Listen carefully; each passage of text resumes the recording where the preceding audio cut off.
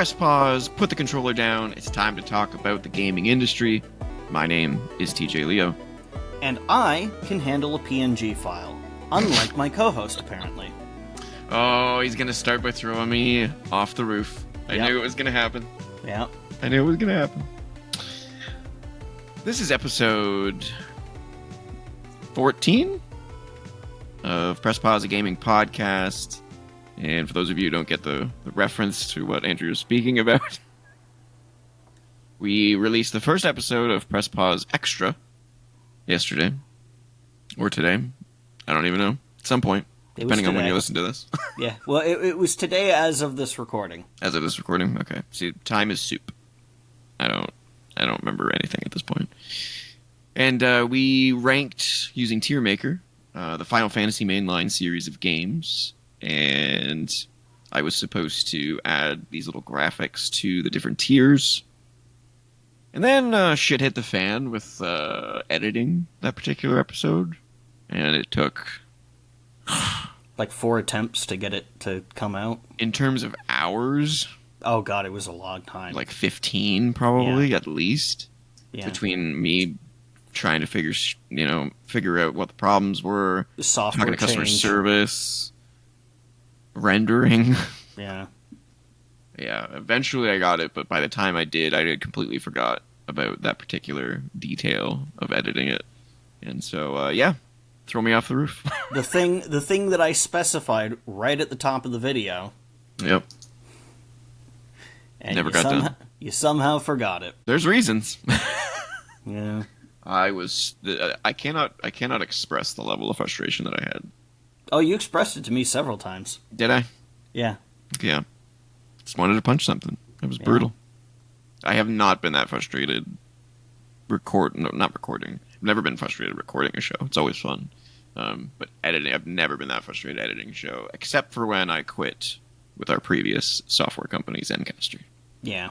That pissed me right off. Obviously, because, I left that company. Yeah. But everything's fine now. I've worked out all the kinks. I shouldn't have any... Where's some wood? Any problems moving forward. So we should be fine. It better be in the next one we do, though. Dude, what? Those graphics? Oh, you want me to do them every time? I at least want you to do them for the next one. Okay, that's fair. Maybe the next one will be like a Final Fantasy adjacent tier. Maybe we do the spin-offs or something. Oh god, there's so many. We'll have to pick and choose which ones. Yeah, it took us like 3 hours to get through 16 games. 16 games. Is it 16? Yeah, 16 games. Yeah. So and we didn't even have a lot to say about some of them. No, the focus was definitely on like 4, 6, 7. Yeah. The ones 10. That we both spent a lot of time playing, basically. Definitely. Yeah, for sure. But it was good. It was fun. It was it was really enjoyable to go down memory lane. And you and I had talked about playing. I was going to play 3 at some point, and you're going to play 16 at some point. Mm-hmm. Which we'll talk about shortly. Yep. But yeah, if you haven't checked out Press Pause Extra, which will be a new... I would say we'll probably do one a month. It just depends on schedules and how much content's coming out that week in general. Like, we'll see. It's not weekly. I'll tell you that. Whenever we feel the need to try and milk the algorithm. Milk it dry. You should turn that Final Fantasy 12 rant into a YouTube short. I thought about that. Yeah. The algorithm AI thing that creates those for us automatically is not very reliable. So I'm going to have to do that manually. The one about your Alice Cooper story was from AI. Oh, okay. Yeah. I mean, it's a pretty uninterrupted rant. Yeah, it was pretty good. So pretty simple to just clip that and... Oh, yeah, for sure. Yeah, no, that'll be the next short for sure. Excellent. Once I have, gotten rid of my PTSD from from the whole episode. Yeah. But yeah, it was a good time. Looking forward to doing more, and we still have that third show on the horizon. Mm-hmm. We keep dancing around it, but we've named it before. Have we? Yeah. I was reviewing some old episodes and you just dropped the name, and I was like, I thought we were keeping whatever. Yeah, I don't even know anymore. Maybe it just slipped out. Probably. It's just a big blur at this point. Yeah. It's just a blur. Once they're all out there, then we can focus on content only, and then it won't be a problem anymore. Yeah. But, it's Something coming. just went beep. That would be my Alexa. I don't know what she wants, but probably a weather alert. But I don't know what that particular weather alert would be. Anyway, yeah, this is Press Pause the Gaming Podcast, and just as a reminder, we are on Spotify. Indeed. Only the main Press Pause podcast is on Spotify, though. Extra is not on Spotify. Mostly because we have a screen share, so you kind of want to be able to see that. I don't think it would translate quite as well. We'll see. All right, let's get into what are we playing. Now, before we get into what we are playing, I did finally watch the Borderlands movie. Which I was supposed to do for last week's show, but... Yeah, you had to take a break. Yeah, so I got halfway through it, and needed to just take a break from it. And I actually never went back to it. Oh. And this is why. So, my opinion of this movie is very strange, because it's not a horrible movie. But the idea, it's so hard to describe. So it doesn't really have a perfect direction. It's clear this movie was in development hell. There's no way around it. This movie was in development hell. Oh, they've been trying to get a Borderlands movie made for a while. Yeah, and I think it was done filming in like 2021 or 2020, and then it just came out now. Apparently, what's the director's name? Eli Roth. Yeah. Apparently, his movie that he filmed after Borderlands came out before Borderlands. Oh, wow. So that kind of tells you how bad things went. They were trying to salvage it in the edit or something. Yeah. Which they most definitely did not do. No, everything we talked about before about it being like a cosplay kind of looking movie more than an actual creative outlet definitely is true. I think there's the you can tell there's the foundation of something good there. They just didn't do anything with it. Nothing good anyway. And I stand by the casting choices. Although I will say that I don't remember the actress's name who plays Lilith. If you do, that's Cate Blanchett, isn't it? Cate Blanchett. I thought she did actually a pretty decent job given the direction of the movie. A lot of people are crapping on her, but I think I don't think you can crap on any of them as actors, because we know that they're good actors. They probably weren't given very good material to work with. But their material and their direction just sucked. But there's definitely some that sucked more because of that, and I don't think she was one of them. I think she did the best that she could with what she had. But, Jack Black as Claptrap was just not funny. It was a complete waste. That's par for the course for Claptrap. Yeah, but I would have much rather seen the actual Claptrap voice actor in there. I don't understand why you would switch it. Just pay him. Like, it's just weird. The girl who played Tiny Tina just didn't work out. I don't know why you wouldn't have had Ashley Birch in there.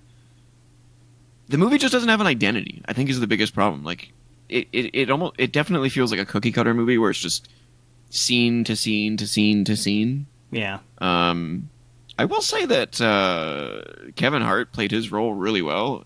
I went into this movie assuming he was going to be like the super comedic relief, but he's not. He's technically like the action hero of the movie. Oh.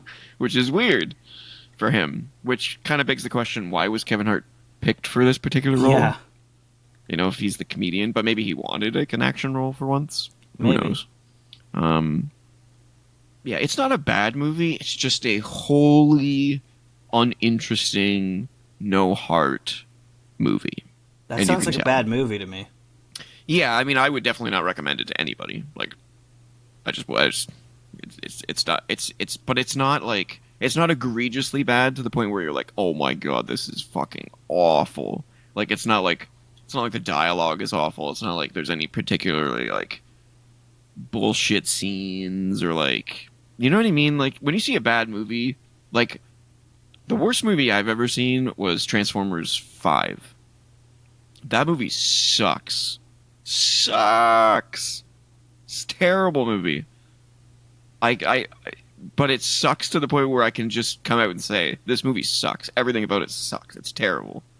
I cannot come back and say that everything about this movie sucks because you can tell that there's bones of something good there.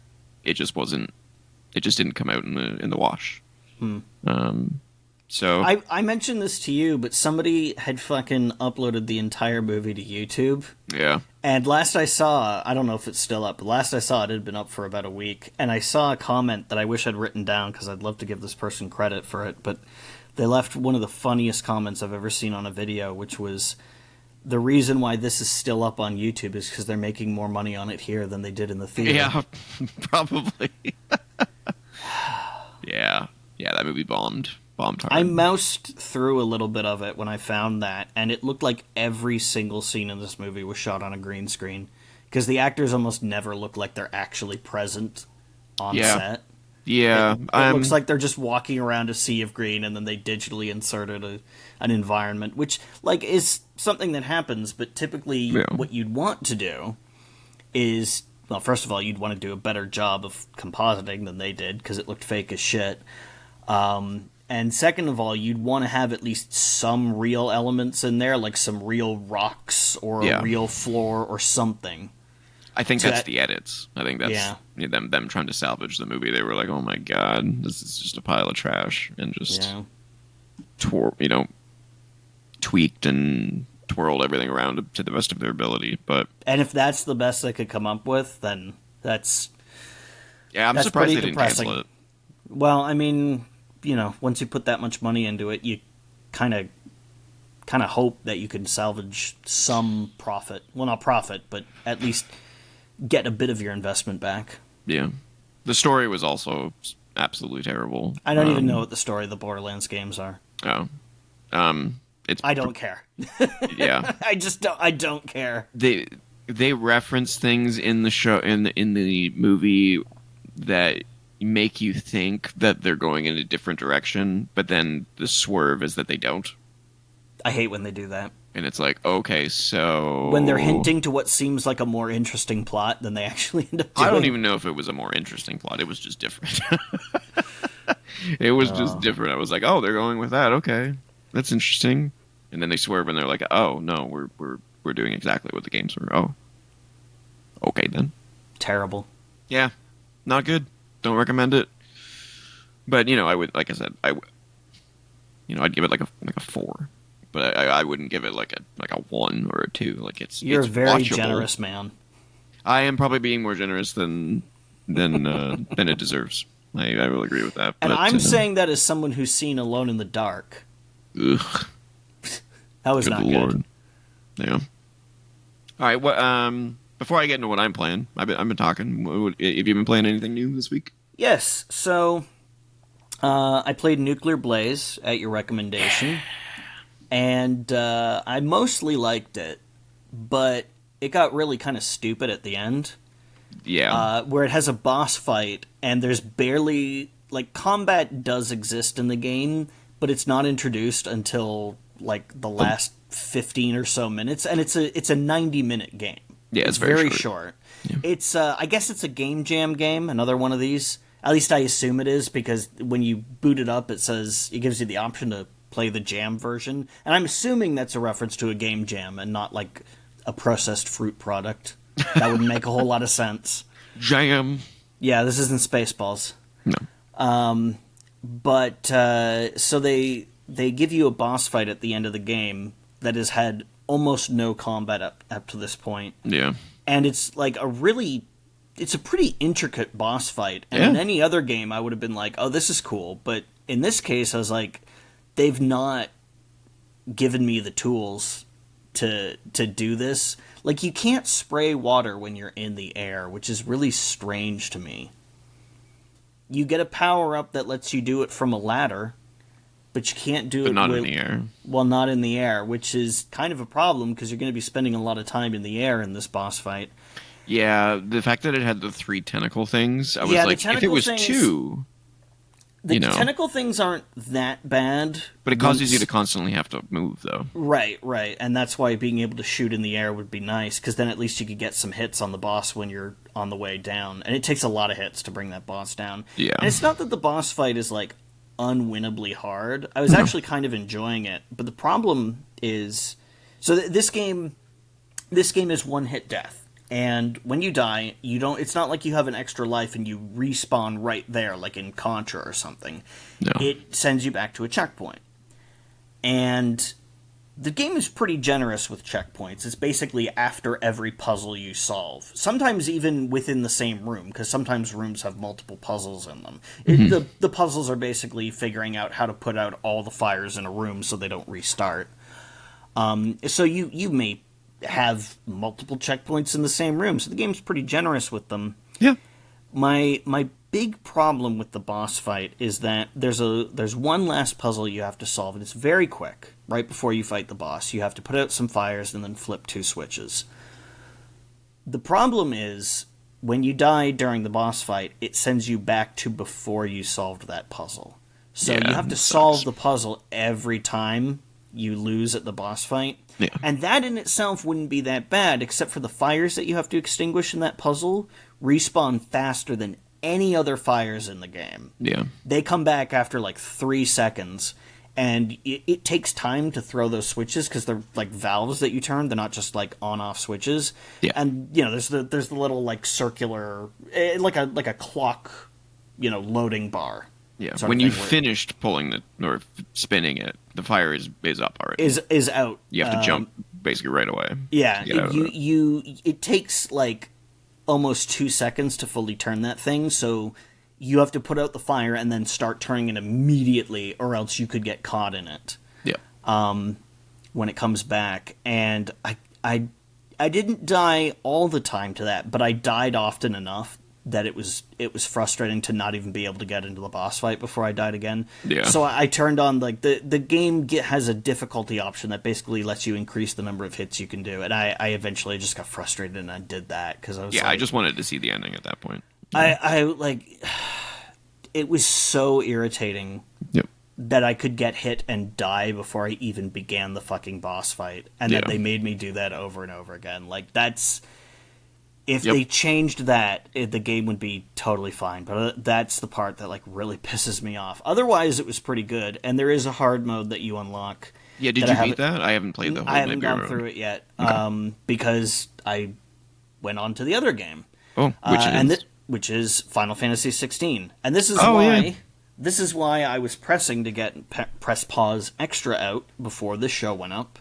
Because in that, I said that I hadn't played Final Fantasy 16. It wouldn't make sense for that to go up in a few weeks after this podcast. I played the demo. After we recorded that, I went and I'm eager to hear what you think. And I was a little bit mixed on it, but ultimately positive. So the way that the demo, and I had to explain this to you because you didn't understand what I was talking about, and I didn't realize that you hadn't played the demo. The demo is basically broken up into 2 sections. There's the standard, which is like the first chapter of the game. And I won't go into what it is for story reasons, because it's just come out for... Yeah. Well, I mean, it's been out for about a year, but it just came out on PC, so there's a whole bunch of people... given its poor sales, a lot of people definitely haven't played it yet. So I won't spoil what happens in there. There is stuff to spoil in there. It's story heavy. Yeah, shit goes sideways there.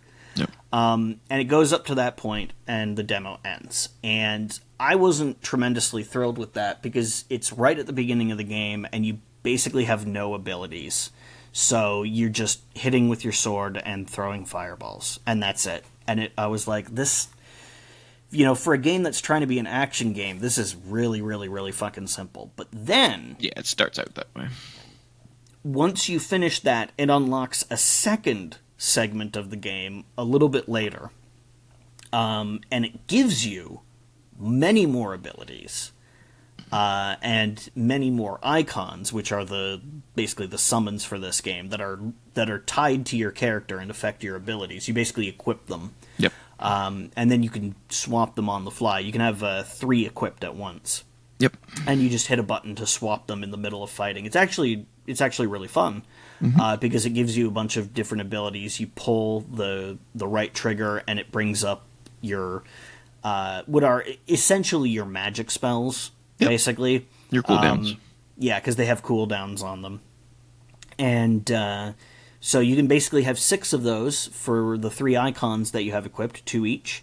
And then there's also, you hold down the button and it charges up your sword attack with fire, and then you can also hold down your magic ability, which charges it up, so fire becomes Fyra and stuff like that. And there's different movement abilities, like the Phoenix has the dash, and then in the other ones that it gives you in the demo are Titan and Garuda, which I'm not sure if you even are supposed to have those at that point in the game, but I mean it's like in the Final Fantasy VII demo, which is the reactor raid from the beginning of the game, but also has Eris there, and also the Summon Leviathan, which are 2 things that you do not have at that point in the game. So it's entirely possible that you may not have those. I couldn't tell you off the top of my head which comes You may first. not have those icons at that point. But anyway, I don't think it is, but the Phoenix has the dash that basically it's like the warp strike from Final Fantasy 15. It puts you right up next to an enemy, and then you can launch out of it into an attack. When you're using Garuda, it's got a grab that pulls an enemy and brings them to you. Yep. With Titan, it basically brings out this rock arm that acts as a shield. Yep. So whole bunch of different abilities, different sets of skills that you can use. Yep. And you can swap to them on the fly. There's no cooldown for changing. There's no you can't change until you're out of an attack animation. It just happens immediately. And that leads to it's basically style switching in Devil May Cry. You can just change how you attack on the fly, and that was really, really fun. I feel like that should have been the demo instead of locking it behind like an hour of really kind of boring, basic, tutorialized gameplay. Just throw the player into the deep end. And I think I did some research on this, and I think the reason for that is the PS5 demo was one of those demos where it included the prologue, just like you played, and then it would say, you can purchase this now and continue from here. Yes, which it does do here as well. There you go. So that's probably the reason they do that, to entice people to continue the story.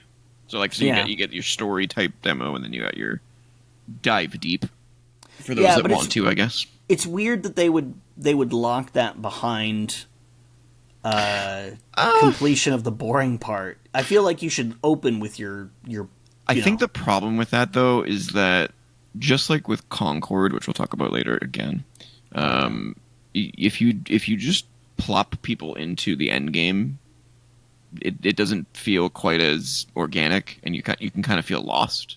Well, it's definitely not the end game, because it's where you fight Benedicta. Yeah, no, it's not the end game, but it's like halfway through the game-ish. All of a sudden you have 9, 14 abilities, something like that. It's it can be a little overwhelming, whereas there's a whole skill wheel where you unlock skills and master them and stuff. Exactly. So that's probably the reason for that. It's start them off with nothing and build them up just like you would in the game. I get it, but I also think the point of the demo is to show the most interesting stuff to entice people into buying it. I mean, it's good that they had both there, but I think you should be able to play both of those scenarios at the same time, right? Without having to unlock one. Yeah, I see what you mean. Did you like it though? Yeah, I did like it. Once I got to there and I got to taste what the combat was actually like, I liked it quite a lot, and I probably would have gone out and bought it if it weren't for the fact that Zelda comes out in a week, and then Stalker 2 also comes out this year. And so Final Fantasy 16 isn't quite in the budget for me right now. Bummer. Well, but I do want to play it. It'll probably be something I buy next year. Yeah, it's I can't speak more highly of it. I'll save maybe we'll do a spoiler cast for it when you do end up playing it, because there are things I want to comment on, but yeah, we'll do a spoiler cast. I think that'll be fun. A lot of F-bombs in that demo. A lot of swearing. Yeah, I mean, I knew that this game had an M rating, but man, yep, they use the F word a lot. It gets darker than you realize. Yeah, Well, I mean, it got pretty dark from what I saw. The Yeah, story stuff that we won't talk about. Yeah, no, it gets dark for sure. Also, really bloody, which you Yes, don't very usually violent. see in Final. But again, M-rated game. Yeah, very. It's a first for sure. It's the I first time definitely get the sense that they were thinking like, let's try and go a little bit Game of Thrones with it. Yeah, yeah, for sure. Because I love it does kind of feel like Game of Thrones as a action RPG made in Japan, which turns out is actually not that bad. In fact, it's pretty good. It's pretty damn good.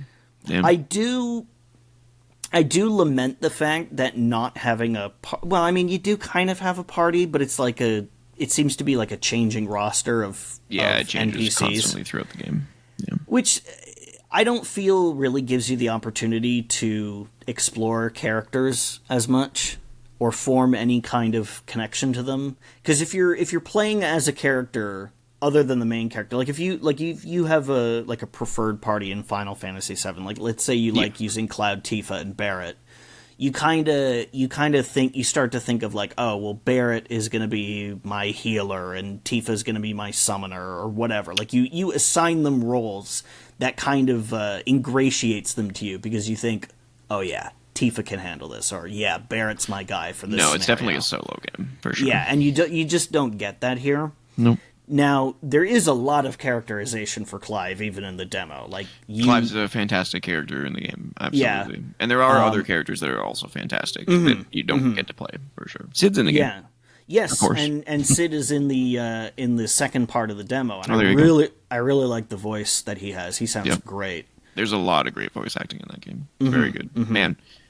I can't wait to replay it because I'm just waiting for. I think I've said this before, but I'm waiting for the DLC to go on sale so I can pick that up and replay it with the DLC. Yeah, I'm and it's interesting. There's been a lot of discussion about Final Fantasy 16. Like I've seen on Twitter these last few days, but particularly with people commenting on the sales and how it quote unquote didn't meet expectations. Mm-hmm. Which is one of those, and you know, people are roundly shitting on that idea. Like, you know, I mean, Square Enix have never comes out and says their sales projections were met. So no, of course not. They're they live in another reality, that company. Yeah, where their games sell 50 million units. Which, sorry. Yeah, and like it was only on one console. Like, what did you expect? I don't know. And that's the thing that gets me about it, because this is a game that was exclusive to one console, not one ecosystem, one console. This didn't have a PS4 version. No, it was a PS5 exclusive. So this is a PS5 exclusive that was released in 2023, a year that was filled with fucking games and filled with other massive games like Tears of the Kingdom. Tough year to compete in. And the Resident Evil 4 remake and Baldur's Gate 3, like, so many fucking games, and they still managed to sell, like, 3 million units in their first week. Yep. I'd say that's pretty impressive. Like, I get it, it's your flagship franchise, and you were hoping it would do, like, 10 times that much. But the reality is, it feels kind of like a Final Fantasy spin-off, which typically don't do as well. And it was exclusive to one console, and it was in a year with a ton of competition, and it still sold several million units in days. I'd feel pretty proud of that. That to me is that's what I said. Square's that's not just a failure to me. That's like that's Square's a in a different rousing universe, success. man. Yeah, they're I don't know where what's they're wrong at. with them. Heads in the clouds. Company. Yeah, we'll see what their restructuring does over the next several years. Cool. Look forward to doing a spoiler cast because I'll probably save playing the game again for when you get it, and then we can play it at the same time. I'm looking forward to playing it. It's definitely going to be a thing I get into next year, and Fantastic. maybe Baldur's Gate 3 as well, because I put off Baldur's Gate 3. I wanted to do it this year, but I mean, it's just I'm going to replay that one as well, but not until they finish patching the game for the 80th time, like I ranted about last week, I think. Yeah. We'll do it crossplay whenever that. That'd be fun. Yeah. And then because I was really into it, and I thought about pulling the trigger on it, but I was like, Zelda comes out in like 10 days. Yeah, fair. I need to save my money. Keep seeing like a weird glitch on my camera. I think it's just me though. Yeah, Okay. I liked it. I have a positive opinion of it. Not that it would have changed the way I talked about it in Press Pause Extra, because I obviously have only had like 3 hours of experience with it. Yeah, and it's like a 60 But hour I game, so. have at least now played it, and I've liked it. Yeah, So it's really good. yeah, Cool. All right. I have played 3 new games. I'm only going to give my first impressions of them though, because I haven't spent more than an hour maybe with Sure. with them. So, PlayStation Plus got updated this week, so I was able to play Chernobylite. This was the one that you said kind of looked like Stalker. yeah. It looks more than kind of like Stalker. It looks a lot like Stalker. Yeah. So the intro was very cool, although it has this problem where I call it the Metal Gear Solid 5 problem, No. where it has this intro that's like, I, there's certain games that have this type of intro where I'm like, if I was ever to come back and replay this game, Oh God, yeah. going through the intro would just be a fucking just nightmare. God, Like, I don't want to see this. I just want to play the game. It's like half an hour long. Yeah. Now this is not as bad, but it gave me those vibes. But it was a cool intro.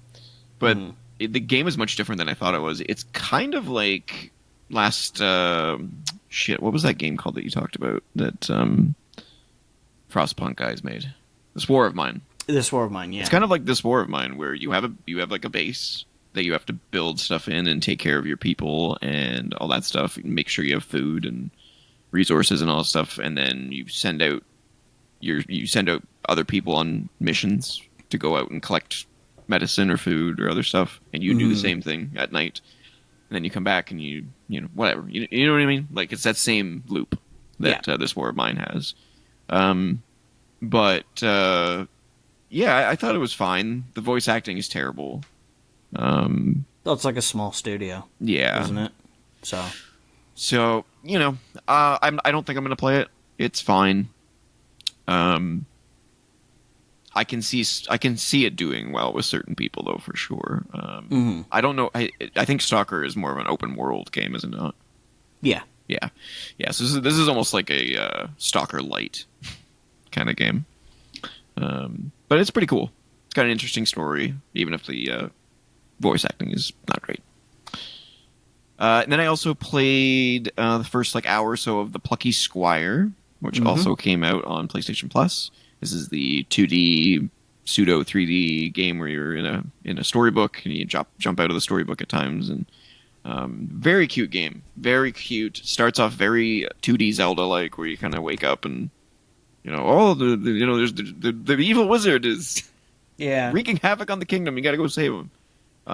But it quickly twists to the wizard has caused something funky to happen in the kingdom, and what that ends up being is he's kind of warped the storybook world in the real world together almost. So one of the first puzzles you do, the text in the book, you can move words and replace words with other things, and the whole level changes. Oh, okay. So it's the text says something like, you enter a secluded forest. You can replace the word forest with ruin.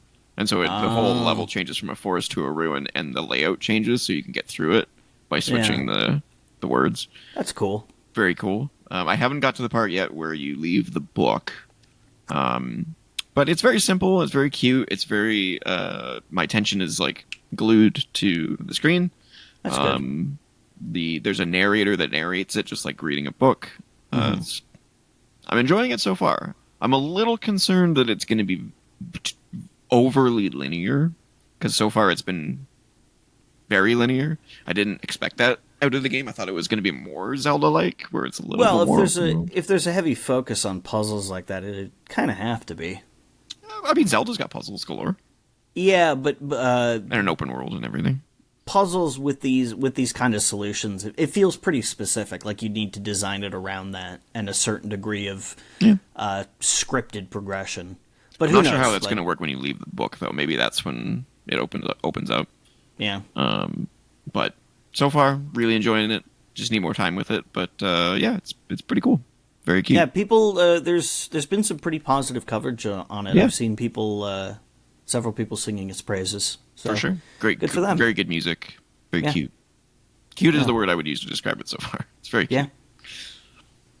Yeah. So yeah, not much else to say about that. And then finally, I finally got around to starting Hellblade 2, Senua's Saga. Oh.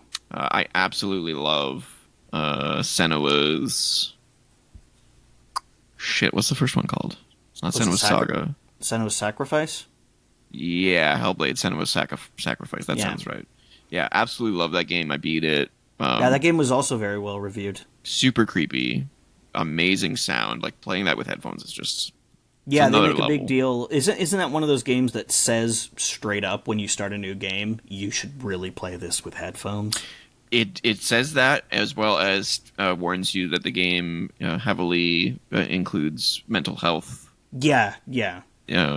Because she's themes. like experiencing a mental breakdown over the death of her She family. has psychosis. Yeah. Yeah. So she's hearing multiple voices during key moments, and Yeah, and they honestly play a with lot that. of moments in the game. Yeah, they play with that during the gameplay, like Yeah, binaural. that's why they tell you to wear spatial audio. headphones, is because you Yeah. hear the voices all around you saying Mm-hmm. things. The first game did it very well. The second game, though, holy crap, it does They- it even better. They take Wait. it up a notch, huh? First of all, the Like- game visually is just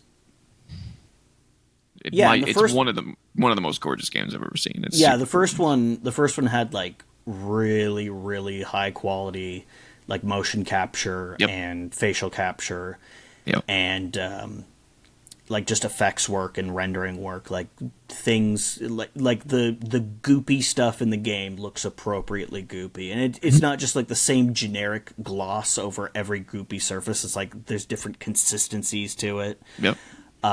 Like rocks and metal and wood and all that stuff. Like the shading and rendering tech that they have on that is insane. Yeah, and there's so almost no UI too on either game, yes, which is very immersive. Very cool. I like it when they figure out clever ways to do that. Like with Dead Space, how they had the lights on the spine be your Yeah. health bar, And the I thought HUD that is was actually cool. like in the game. It's like Yeah, it it's comes like a out from your hologram suit. that comes up in front of Isaac's field That's of view. smart stuff. That's smart game Yeah. design right there. Absolutely. Like the, Yeah, there's the nothing like spine that thing, in this game. It The doesn't spine need a thing UI. doesn't realistically make sense because Isaac wouldn't be able to see it in his suit. No, But I mean, Yeah. it's Oh, I'm hurting. Yeah. I'm turn around and check my back. Yeah, hold on. How's my blood loss? You further break your spine trying to check your spine. Yeah. Yeah, but it is cool. I will agree. There really is no need for UI in this game. It's basically just like, if It's you're more if of an you're experience. yeah, and there is combat, but when you're dying, basically it just does the vignette Oh, vignette yeah. kind of thing. Yeah, it comes in closer and closer. Yeah, the less life you have, the more dark it gets, basically. Yeah. This one's definitely more dark. This game is definitely more violent. You're not fighting like the shadows creatures that you were in the first game. You're fighting people. So it's a little bit more visceral, a little bit more in your face, and yeah, man, gave me chills. That opening. Do they do anything neat with Rumble in that? Because that's the other thing that I figure they could do a It's lot an with. Xbox game, so I play PlayStation 5 most of the time, and nothing on Xbox Rumble-wise is going to compare to the DualSense controller. So I can't really comment on what does the DualSense do differently? it has haptic feedback in the triggers, and it has I don't want to call it HD rumble because that's what Nintendo calls it, but Yeah. like very specific motor control in the Okay, rumble. because So like, I really like that about the Switch, and I Yeah. wish more games used it. yeah, because- it's basically the Joy-Con rumble, but like Yeah, where there's times multiple. There's like multiple rumble zones in it Yep. instead of just being the whole. Yeah, I really wish more games made use of that because that was like. I remember the first game I ever played that had force feedback was, of course, Star Fox 64. Mm-hmm. And I think that was with you because you had that, didn't you? And it came Rumble with Pack. the Rumble Pack. Yep. Until the player's choice version, but I mean that was like $30, so of course it's not gonna have the Rumble Pack. But anyway, and I was like, okay, this is neat, but it doesn't really I don't feel it really adds anything if it was built into the control. Like I never bought the Rumble Pack for the N64, and that was basically the reason why, because I could never think of like a use case where it was like I am willing to pay extra to have my controller shake. I've never complained about Rumble when it's built into the controller, because then it's like, okay, well, it's there anyway. But I've never, outside of the Switch, I've never really had an experience with Rumble where it was like, oh, this is actually like really cool. And even then, only a few Switch games do it. No, once you go PlayStation 5 DualSense, it's hard to go back to anything else. I thought the Xbox controllers also had local zones. They don't. I mean, they might, but they don't match up to PS5 like at all. Okay. Like not even remotely. Plus, because I thought they had them in the triggers as well. No, no, not that I can recall. Yeah. Okay. The combination of the way that they do it in the PS5 controller and in the triggers, and you get the resistance on the triggers depending on what you're doing with them. So like if you're pulling a trigger on a gun, some guns will trigger differently, so you have to put more force into it. I don't think I'd like that. It depends. I agree. Like if you're playing a multiplayer game, you turn that shit off because you need to be able to click that thing as quickly as you can. Yeah. But on games that you want the immersion, ain't nothing like it, man. It's really good. That's the kind of thing that I think I'd only appreciate in like a VR game with like, the VR controllers where it's got like a button for every finger. One day when you come over, I'll hook you up with Astro's Playroom. You can play that and you can tell me what you think. Because that's basically like it's like the DualSense tech demo, basically. Yeah. Well, it's the PS5 tech demo. Yeah. So it's that sold me on it right away. And not enough games have utilized its features, which is kind of par for the course, but a lot have, and when they do, it's game changing, man. It's super cool. But yeah, loving Hellblade 2 so far. Very creepy. It's a game that I cannot play for very long, though. Just because it's so intense. It's like always intense. Oh yeah, you feel tired afterwards. Yeah. You start to feel fatigued, just like your character does. So it's very immersive in that way. Yeah. But that also means you can't really play it for long stretches of time, which is okay because I've heard that it's very short.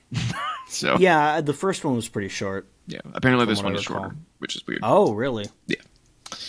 So yeah, we'll see. I'll continue to play Plucky Squire and Hellblade 2. I still haven't started Star Wars Outlaws. I heard some patching that needs to get done. So I've heard about that too. A little bit. I'm gonna pump the brakes on that one. I got other stuff to play, so yeah. But I definitely want to play it. It's installed in my PlayStation. I just I look at it every day that I pick a game and I'm like, don't do it. Wait. Yeah, wait for those patches. Yep. Cool. Yeah, that's probably about it. Oh, minor thing, but the giant patch for Helldivers 2 came out. Me and my buddy played Helldivers 2 once that patch came out and sort of test drove all of the significant changes that were made to the game, and it's definitely made a positive impact. Okay. It's much less stressful. Not stressful. Much less frustrating now. Like, that's good. Shit actually works. They buffed out, a lot of the stupid nerfs that they did to the game. Yeah. So it's fun again, but there's still like 3 or 4 major bugs that they really need to fix. I don't see why they would do a lot of nerfing to that. There's no PvP mode in that, is there? So no. Then who the fuck cares about balance? I don't. That's why everyone was pissed. They were like, why do you keep nerfing shit? Like, come on, man. Were you trying to make it fair to the bugs? We got democracy to spread. Yeah. They're digging themselves out of a hole, which is good for them. That they realize that they nerfed the game to the point where and it's the not turnaround fun. on that has been pretty quick. Yeah, no, it's very fun, very fun. I'm definitely still at the point where I'm like, why am I playing this still though? Because I've unlocked everything and I'm playing it for fun now. Yeah. So I think I need the next. Not big a patch. Batch of... I need content now. Yeah, exactly. Yeah. Which is coming. So we'll see. Good. We'll see when we get there. Yeah, they have to add that third race sooner or later. Mm-hmm. It's been a while, and that's it. So with that being said, do you know what time it is, Andrew? Oh, I'm going to assume that it is letter time. It's letter time. It's letter time. We've got 2 letters this week. Dose. Deuce. I couldn't limit us to one this week because both of them are so good that I couldn't. They're very cool. Excellent. Or controversial, potentially as well. Ooh. So the Big Sicko writes in, who I think has wrote in once before. I believe so. How long should a game developer have to support a game on a specific platform? GTA Online is now no longer supported on Linux and Steam Deck due to it not supporting anti-cheat software. What do you guys think? That is not the example I expected to go with.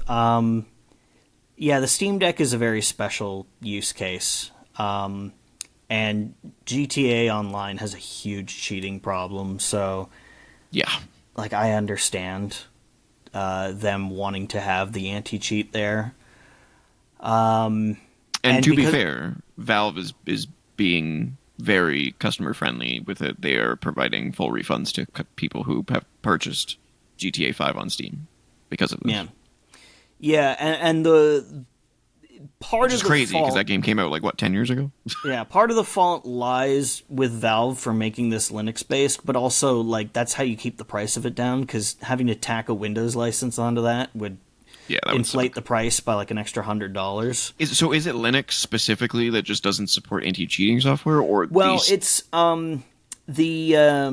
they use a compatibility layer called Proton that lets them emulate Windows in a way that that will run the games. They can basically emulate the systems that Windows uses, I guess, like DirectX, to run these games, even though they're on a custom Linux distribution.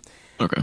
But because it is not native Windows, some of the anti-cheat stuff, which is kernel level stuff, like core OS functionality stuff to make sure that you're not cheating, doesn't work right because you're not running real Windows. You're running right. So they'd have to make an anti-cheat software that would be able to recognize that this is Linux and that this is Proton. And they're probably not going to do that because there's not enough players to. Yeah. I don't imagine there are a ton of people who are playing exclusively on their Steam Deck. I imagine there are a number of people who have tried it, but they're probably people who already own it on Windows through Steam. Yeah. And have probably said, "Oh, I wonder if it can run GTA." Yeah. So I can understand it. Yeah, I agree with you on that. It makes total sense.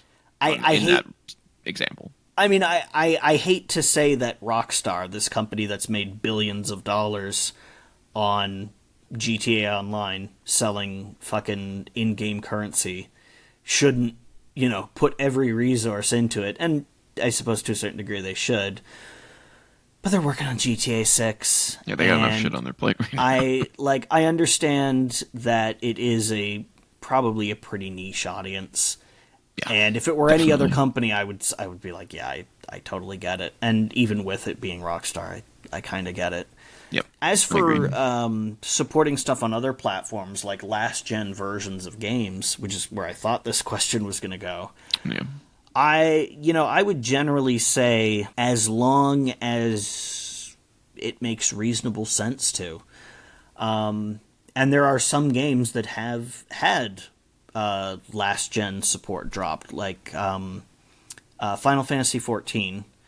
By the time it finally came out, like A Realm Reborn, the PS4 was already out. They did put out a PS3 version because they said they were gonna, and they were like, we're gonna hold to that, and they did. But the PS3 hardware was limiting what they could do with the size of environments and, the level of detail in the models and how much they could have on screen at once. And it got to a point where they were I think 2 expansions in, and then they said, look, we want to take this game even further. The PS3 is holding us back. You will be able to continue playing the game in, these first 3, story regions of the game, like the base game and the 2 expansions. Yeah. The next expansion is not going to be on PS3. It's going to be on PS4, and it's going to be on PC. it's not going to be on PS3, and they cut it loose because it was holding back the experience, and Final Fantasy XIV went on to have massive success. And in a situation like that, I get it, because when Final Fantasy XIV was originally scheduled to launch, the PS3 was still fairly current, but because of the controversy with the game's quality when it came out, and they said, okay, we'll rebuild it, and they took about 2 years to do that. Time had passed, and the PS4 was out, and so, it makes sense for them to shift their priorities. Yeah, and then there's other examples too, like online-only games that, like there's still PS3 games that you can still play online today, like which is crazy. But that's probably because they have a large enough audience that it makes sense to support it still, I guess. Yeah. Like there's a reason that you can't play Killzone online anymore, and that's probably because there's nobody playing it. You know, if there's 100 people playing it, it doesn't really make sense to support it anymore. You got to have a big enough base to make it worthwhile, I guess. Yeah, and also some games. I was going to say some games, don't have microtransactions. So at a certain point, that game just becomes a that's a big part of the reason GTA Online is still a thing, is because they're still milking it for tons and tons of money. Exactly, still making the money. So why wouldn't they support it as much as they possibly can? Right. But yeah, games that don't have microtransactions, basically, people bought the game, they played it, and that's all the money they made, and that's all the money they're ever going to make off of it. So it's like. There's only so long you can feasibly support it as an online product. Now, if we're going to talk about offline products, they're going to, how long they should support it. Until the game, doesn't have any game-breaking crap in it. Exactly. You can't reasonably expect a company to continue patching a game after 20 years, especially because at that point, none of the people who worked on it might even be at that company anymore. Yeah, but you should not leave a game with any game-breaking bugs. No, if you can't complete the game because there's a game-breaking bug in it, that blows. Yeah. That's a broken product, and that shouldn't have happened. I suppose, broadly speaking, the way I would summarize this is to say, as long as a company is selling a game, they should be supporting it. Oh yeah, 100%. I agree. Yeah, 100%. That makes sense.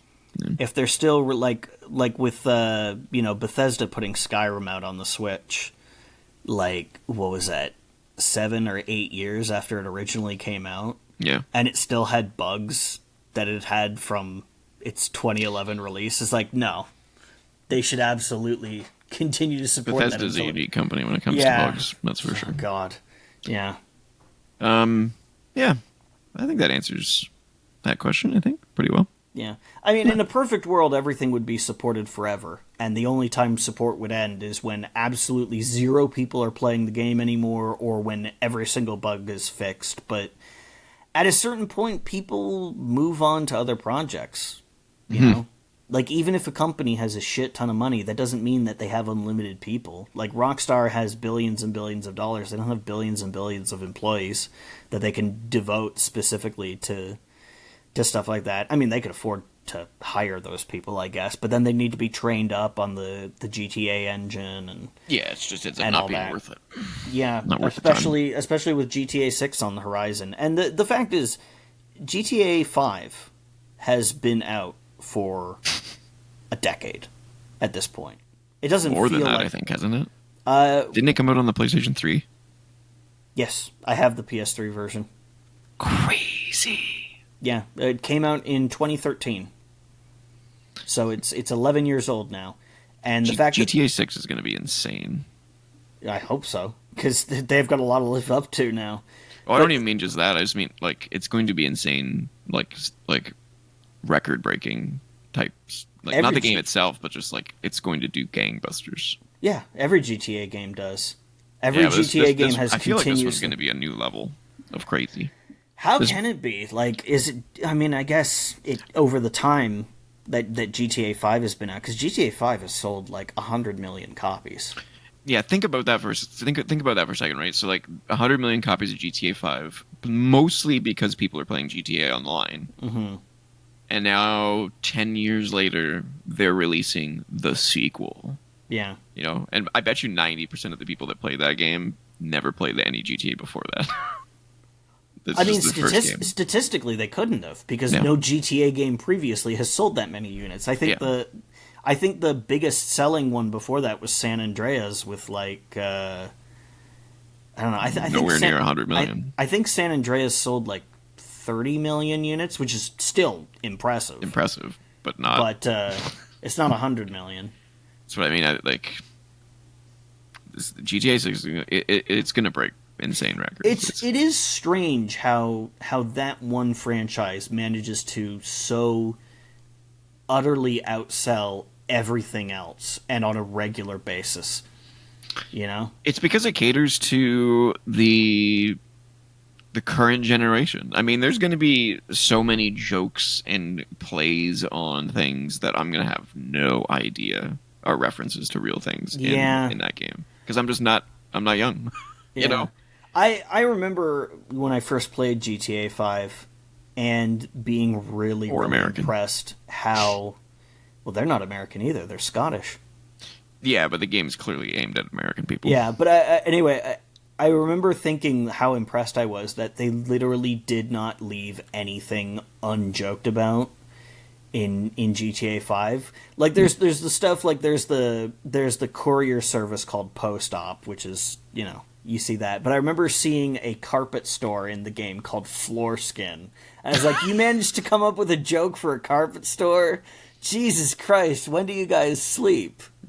They don't, man. They find a way to turn absolutely everything into a joke, and I kind of respect that tenacity. Yep. Maybe that's why it's taken them 10 years to make the new one. That's what I'm saying, man. And what, a $2 billion budget? Like, this game's going to be freaking insane. Yeah, $2 billion budget sounds unthinkable, but when you consider how much they made on GTA 5, it's like... Yeah, I don't know, man. It's almost a drop in the bucket. It's the most expensive game ever made. Oh, we'll yeah, see if easily. it pays off. It'll probably be one of the most profitable games ever made as well. Oh, I can't imagine it not being. It's going to be just bonkers. I can't wait to see the release date for it, and then like every other game gets delayed. that was booked for around it. Yeah, like we gotta get away from it. Yeah, this is like when you release a game against a Zelda game, and then you're like, idea. why did my sales tank? It's like, well, it's because people only got so much money, but like releasing against a GTA game is pretty suicidal as well. Or if you're EA and you release two first-person shooters right next to each other. Oh, Jesus Christ. Titanfall 2, I think it was, and Battlefield, I think. Oh my and then Call of Duty was like 2 weeks earlier. Yeah. You'd think that EA, they'd have like an entire department to make sure that the different studios in there aren't stepping on each other's toes. But I guess when you own so many studios, it's impossible to not compete with yourself at some point. EA is one of the most frustrating companies in the world. Yeah, this is a good argument for why you shouldn't have a company that gets that big. Yep. Because at a certain point, you are competing with yourself. Yep. But I mean, come on. A week apart. Yeah. It's like, you guys are dumbasses. Yeah. All right. Thank you, Big Sicko. Yes, thank you. That was a good question. And then the second one might be a scoop. I don't know if you've heard about this. Ooh. Sim31 writes in about some hot water that 3D Realms is in. So this will take me a little bit to explain. Sure. So 5 years ago, a game called, I think it was called Wrath.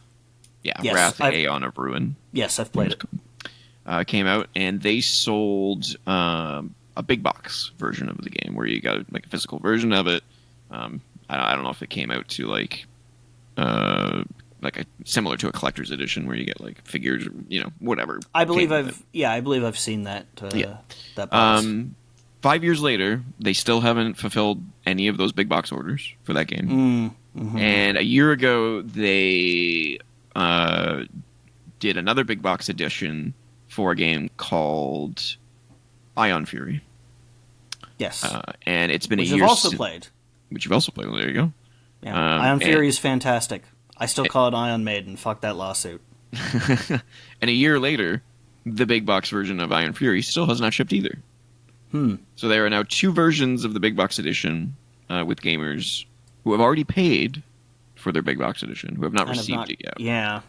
They have been reaching out to the developers who are basically ignoring them. Mm-hmm. And finally, Sim31 received an email regarding his purchase. And it reads as follows. I have a copy of the email. Oh. Hi there.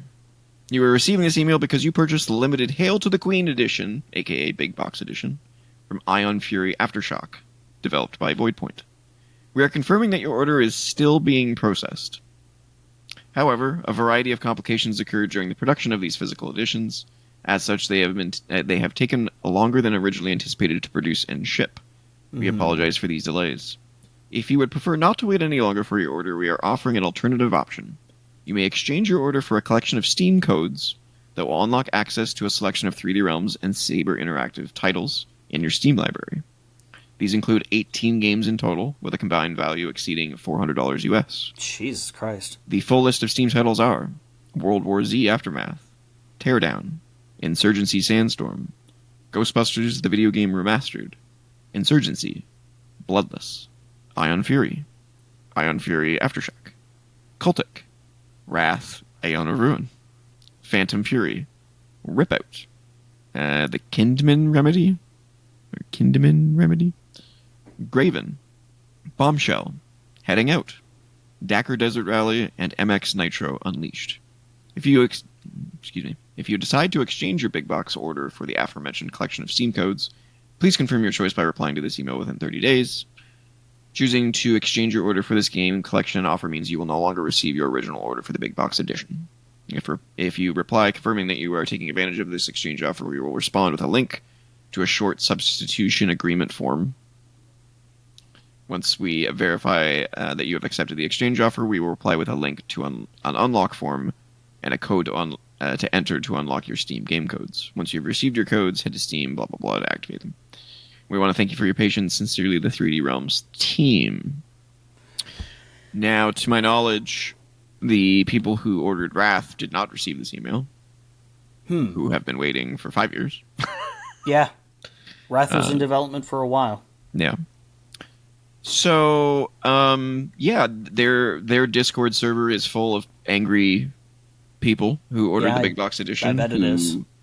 Now, this is important to note, is that most of the people who bought the big box edition are hardcore 3D Realms fans. And will already own most of these games. And almost all of them already own almost all of those games. In fact, it seems weird that they'd be offering Ion Fury in there, because didn't they already get a digital code for it when they ordered the big box edition? No, the big box edition was supposed to come with the physical edition of the game, so they don't even have the game yet.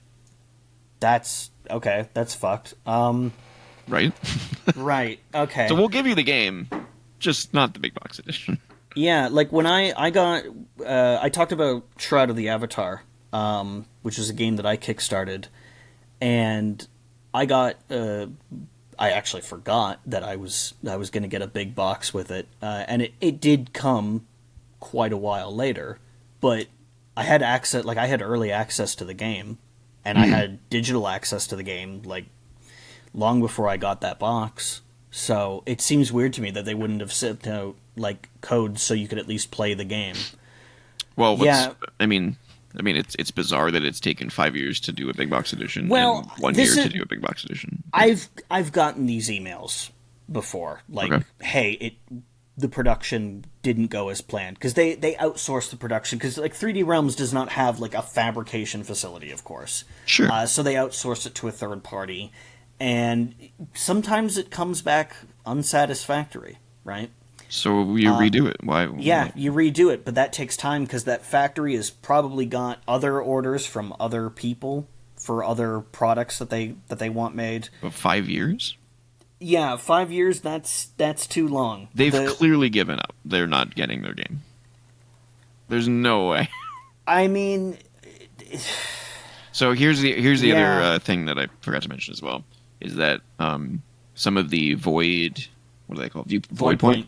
Yeah. Voidpoint developers are in that Discord now, answering questions. And basically, what they've said is that they were given a deadline by 3D Realms to get their game out, so that they could get the big box editions created.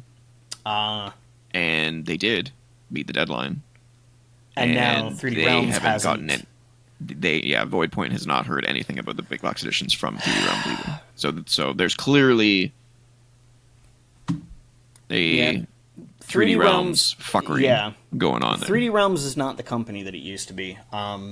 Clearly, it's under different ownership. It's changed ownership, including Embracer Group. Yeah, and it's I don't know.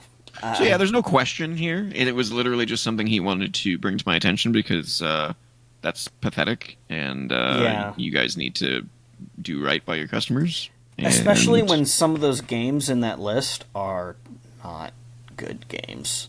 Phantom Fury was in that list, right? Yes. Yeah, Phantom Fury sucks. Yeah. Graven is also not good. Like, I would rather take my money back. Yeah. Like, why wouldn't you just give me a refund? Where's that option? Yeah, where's my refund option? Like, you're not giving me the product that I purchased, so give me my money back. That would be my response. Be like, and I got to assume that all of the, because Ion Fury Aftershocks is the expansion pack. This game has been out for a while now, so much so that it's gotten an expansion pack and a sequel, which is what Phantom Fury is. So I assume these people have already just gone ahead and bought the game digitally. Probably. Yeah. Yeah, and it's like, Here, have another copy of it. Yeah, like that. You should fucking hell offer the money back. Like, refund people. Fucked. Like, you shouldn't even be asking. You shouldn't even be coming up with this 18 game bullshit. Just refund them. You haven't fulfilled the Wrath one in 5 years. Are you saying that it could take another 4 minimum to get the ones for the Iron Fury? Like, just cancel it and give them the money back. The Iron Fury thing is weird. The Wrath thing I kind of expect, because Wrath had a very troubled development, and but they just took the money and ran. Well, it's a little more complicated than that, at least in the case of Wrath. The person who was originally working on Wrath is not the person who ultimately ended up finishing Wrath. That was passed on to other people. But doesn't 3D Realms take responsibility for the games they that should publish? be. Yeah. They absolutely should be. So, but crazy situation. I hope that... and it does not instill a lot of goodwill in the modern 3D Realms. No. If I was you, Sim31, and they were refusing to give me my money back, I would go to my bank and I would make a fraud claim. Yeah. And get my money back that way. Yeah, that might be the thing to do. I had to do that with my hydro company one time. Yeah. So that would be what I would do. But I would definitely not support 3D Realms at that point either.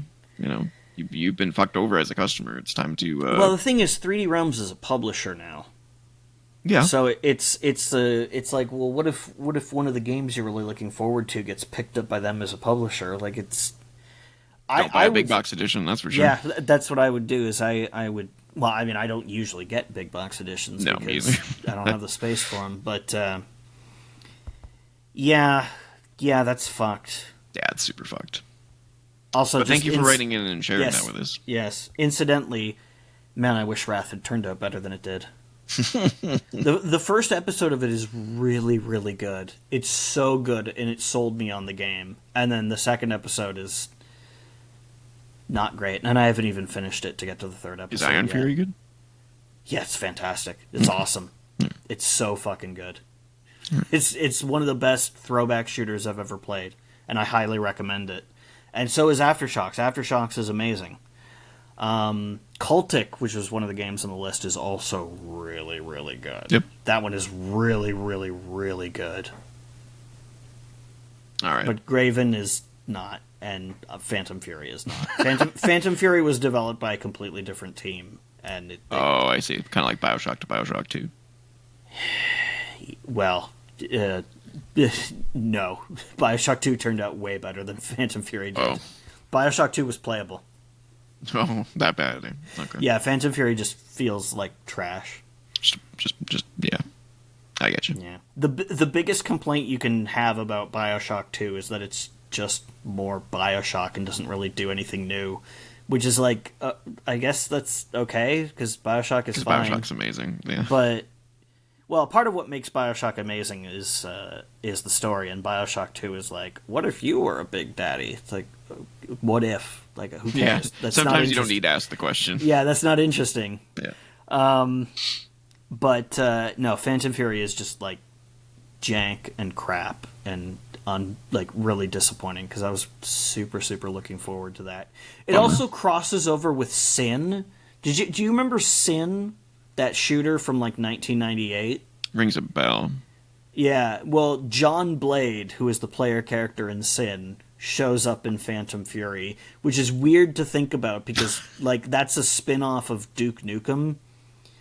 Oh wow, we're just the it's a main metaverse now. Yeah, the main character of Ion Fury was supposed to be a sidekick character in Duke Nukem Forever. But then eventually split off and got her own game, which was also in that list, Bombshell. Bombshell's also not good. Amazing. Ion Fury is fantastic, though. Play Ion Fury, and play Ion Fury Aftershocks, and play... Just not the big box edition. Yeah, no. Well, because you can't. Because it doesn't seem to exist. No. And also play Cultic, especially if you liked Blood or Resident Evil 4. If you like Blood, play Cultic. Specifically, if you have blood. No, if you like blood, play Cultic. If you like the 1990, well, having blood is kind of a prerequisite to playing that game. I can't imagine somebody not having blood being able to play it. But if you like the 1997 first-person shooter from fucking Monolith Software, makers of Fear and some of your jokes are so dry that they almost get past me, and then they catch up with me, and then I'm like, oh. And Shadow of Mordor, and fucking what else did they make? I really don't want to bring up Blood 2 because that was also not good. Yeah, Monolith's great. They're working on. No One Lives Forever. That's the one I was thinking. Oh yeah. That was a good game. Yeah, they're working on Wonder Woman. Yeah. Oh, that's right. They are, aren't they? Yeah. That'll probably be good. We'll see. It's been in development for a while. I'm getting a little concerned. Yeah, but I mean, like, Jace Hall has got a pretty good track record. So yeah, for sure. Yeah, I'll give it to him. They haven't faltered yet. I agree. Yeah. All right, sir. Let's get into the news because we got a lot to talk about. We got so much news. So first off, very short thing. Yes. I just want to say congratulations to Hironobu Sakaguchi, creator of the original Final Fantasy, who just welcomed a grandchild. Oh, snap. Congratulations. Congratulations, sir. That is not what I was expecting. Yeah. But hey, I am happy to have positive news on this show because 90% of it is usually negative. Yeah, in this industry, yeah. Yeah, for which sure. is why I wanted to start with that. Yeah, there's some stuff in the news that's not great. Are we going to be talking about the Concord budget that had been talked about? In fact, that is our first story, sir. Oh, no. We have a couple of reports from Concord that is not shedding... Well, I'll just read it. Hold on. Did you see Colin Moriarty's podcast where they? Yes, I have a quote from him. Yeah. So first of all, Kotaku reports that Ryan Ellis, who is the game director of Concord, has told staff that he is stepping down from his role and going into support function. So I'm assuming that was a, hey, we're gonna fire you, but if you want to keep a job, we'll. Yeah, we'll lower you to this tier. We'll allow you to step down gracefully. That's definitely a possibility. That's what that felt like. Yeah. And then as you noted, Colin Moriarty, who is a someone I follow consistently from Last Stand Media, previously worked at IGN and Kind of Funny. Love that guy. Super controversial, but love that guy. He's a PlayStation podcast. He's got a PlayStation-centric podcast. Yeah, Sacred Symbols. And then his Last Stand Media also does Punching Up, a Nintendo podcast, and Defining Duke, an Xbox podcast. Love me the Duke controller. What's that? I love me the Duke controller. It's fugly, but it's a thing. I appreciate the reference to it, though. Yes, absolutely. I'll let you get on with this and All right. stop interrupting. Okay. Gollum already said, quote, I spoke extensively with someone who worked on Concord, and it's so much worse than you think. Mm-hmm. It was internally referred to as, quote, cannot believe this, the future of PlayStation, end quote. Oh, yeah, with I saw that. Star Wars-like potential. Oh. And a dev culture of, quote, toxic positivity. And it halted any negative feedback. Nobody's allowed to say, guys, this is such a good idea. And our $100 to $200 million budget estimate was well below what it actually cost. Way off. $400 million. Oh, that hurts. I mean, this situation just keeps getting worse and worse. Yeah. I did not think it could get worse than an 11-day lifespan, but... The one ray of hope that I think this studio has is the fact that that Ryan Ellis stepped down. Because I cannot imagine PlayStation would be like, yeah, it's okay, you can publicly step down if they had any intention of closing the studio. It's like, all right, you can step down. Oh, by the way, we're also just closing the whole studio. Yeah... But we can't rule it out because... You can't rule it out for sure. My suspicion... Because there's clearly talented people that work there. It's obvious from that game. It's gorgeous. It played well. There was nothing wrong with it. It just didn't stand out as a game. And that's not the people who's made the game's fault. Well, that's the director's fault. And the people at the top who made all the decisions. Creative decisions. Yeah. Yeah. That, in my opinion. If the buck falls with people at the top... And obviously people at PlayStation who greenlighted this thing, and purchased the studio. This never should have. No, this game was a travesty. What a waste of time. They should have seen the writing on the wall, like halfway through, and said, "We need to pivot this to something else. We've already got a shit ton of assets built out. We could turn this into any number of different things." Well, clearly not, because of that positive toxicity. Yeah, and that's why it couldn't. It's blinders on. Yeah. Like, how stupid can you be? You're that in love with your product that you can't take opinions from anyone else? But it, like, who's enforcing that? Like, is that just a thing that's agreed upon, or is that, like, something that's imposed on them by management? You know? Yeah, who knows? I mean, it doesn't... his quote doesn't specifically say if the entire... I mean, it said the dev culture. So I don't know if... Yeah, you might be right. Like, maybe it was imposed by management to be like, you guys have to be positive about this. We're tired of hearing negative things. Yeah. Or maybe they were drinking their own Kool-Aid. Yeah, maybe the whole place was just on freaking something. I don't know. But I mean, if there was any question that this was the biggest bomb in first-party gaming history, I think it's more than confirmed at this point. This is the biggest bomb. $400 million. This is a contender for biggest bomb in gaming history. Yeah, a $400 million bomb. Yeah, you might be right.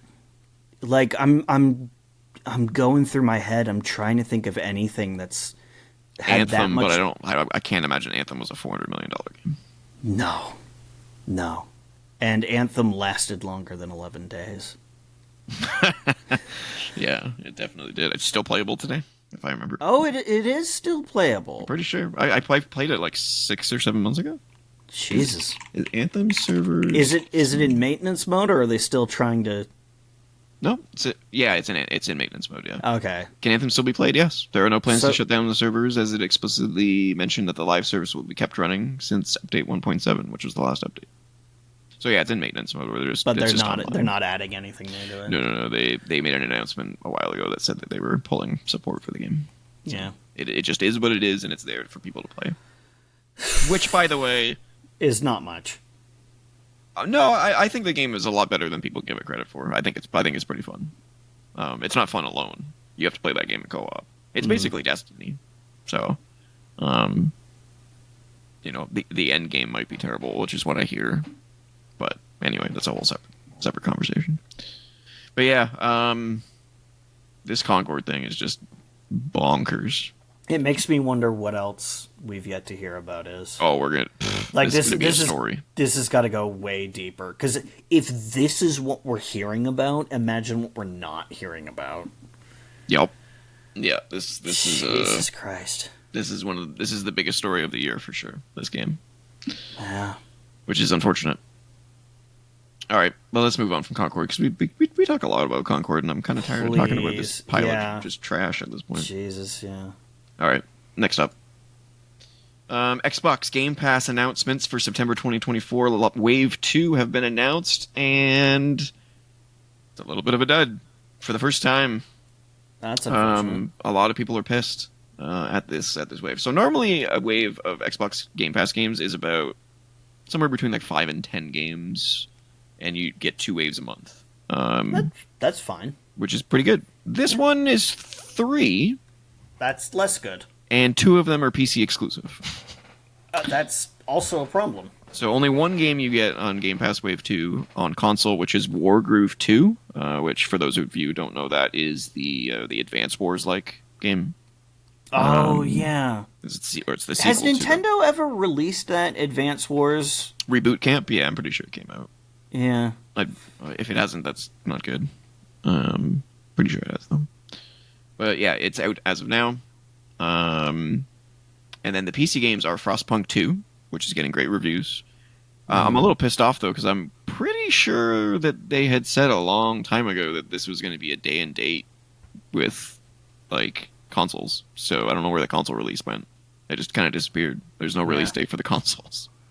I'm like, okay, where'd it go? Yeah, we talked about that last week, I believe.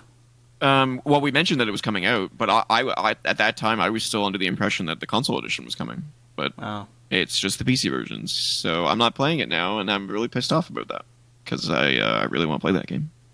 Yeah. But it is on Game Pass PC, but there's no way my PC will run that game. There's no way. And then the other game on PC only is Ara History Untold, which is not out yet. Comes out on the 24th, 4 days from I've heard of that, recording. but Yeah. So, yeah. That's slim pickings.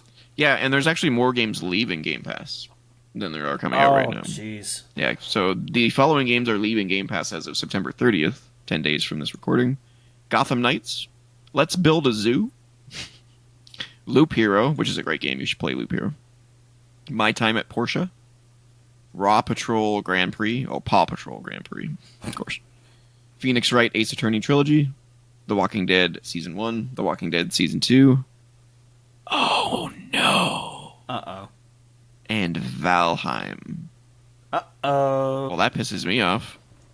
That means I can't play my game anymore. So when a game leaves Game Pass, it's not just that you can't claim it anymore, you can't play it anymore. No. Yeah, Game Pass is not like Games not with like Gold Games or with Gold, right. Yeah, it's basically a catalog of games you have access to while that's there. Yeah.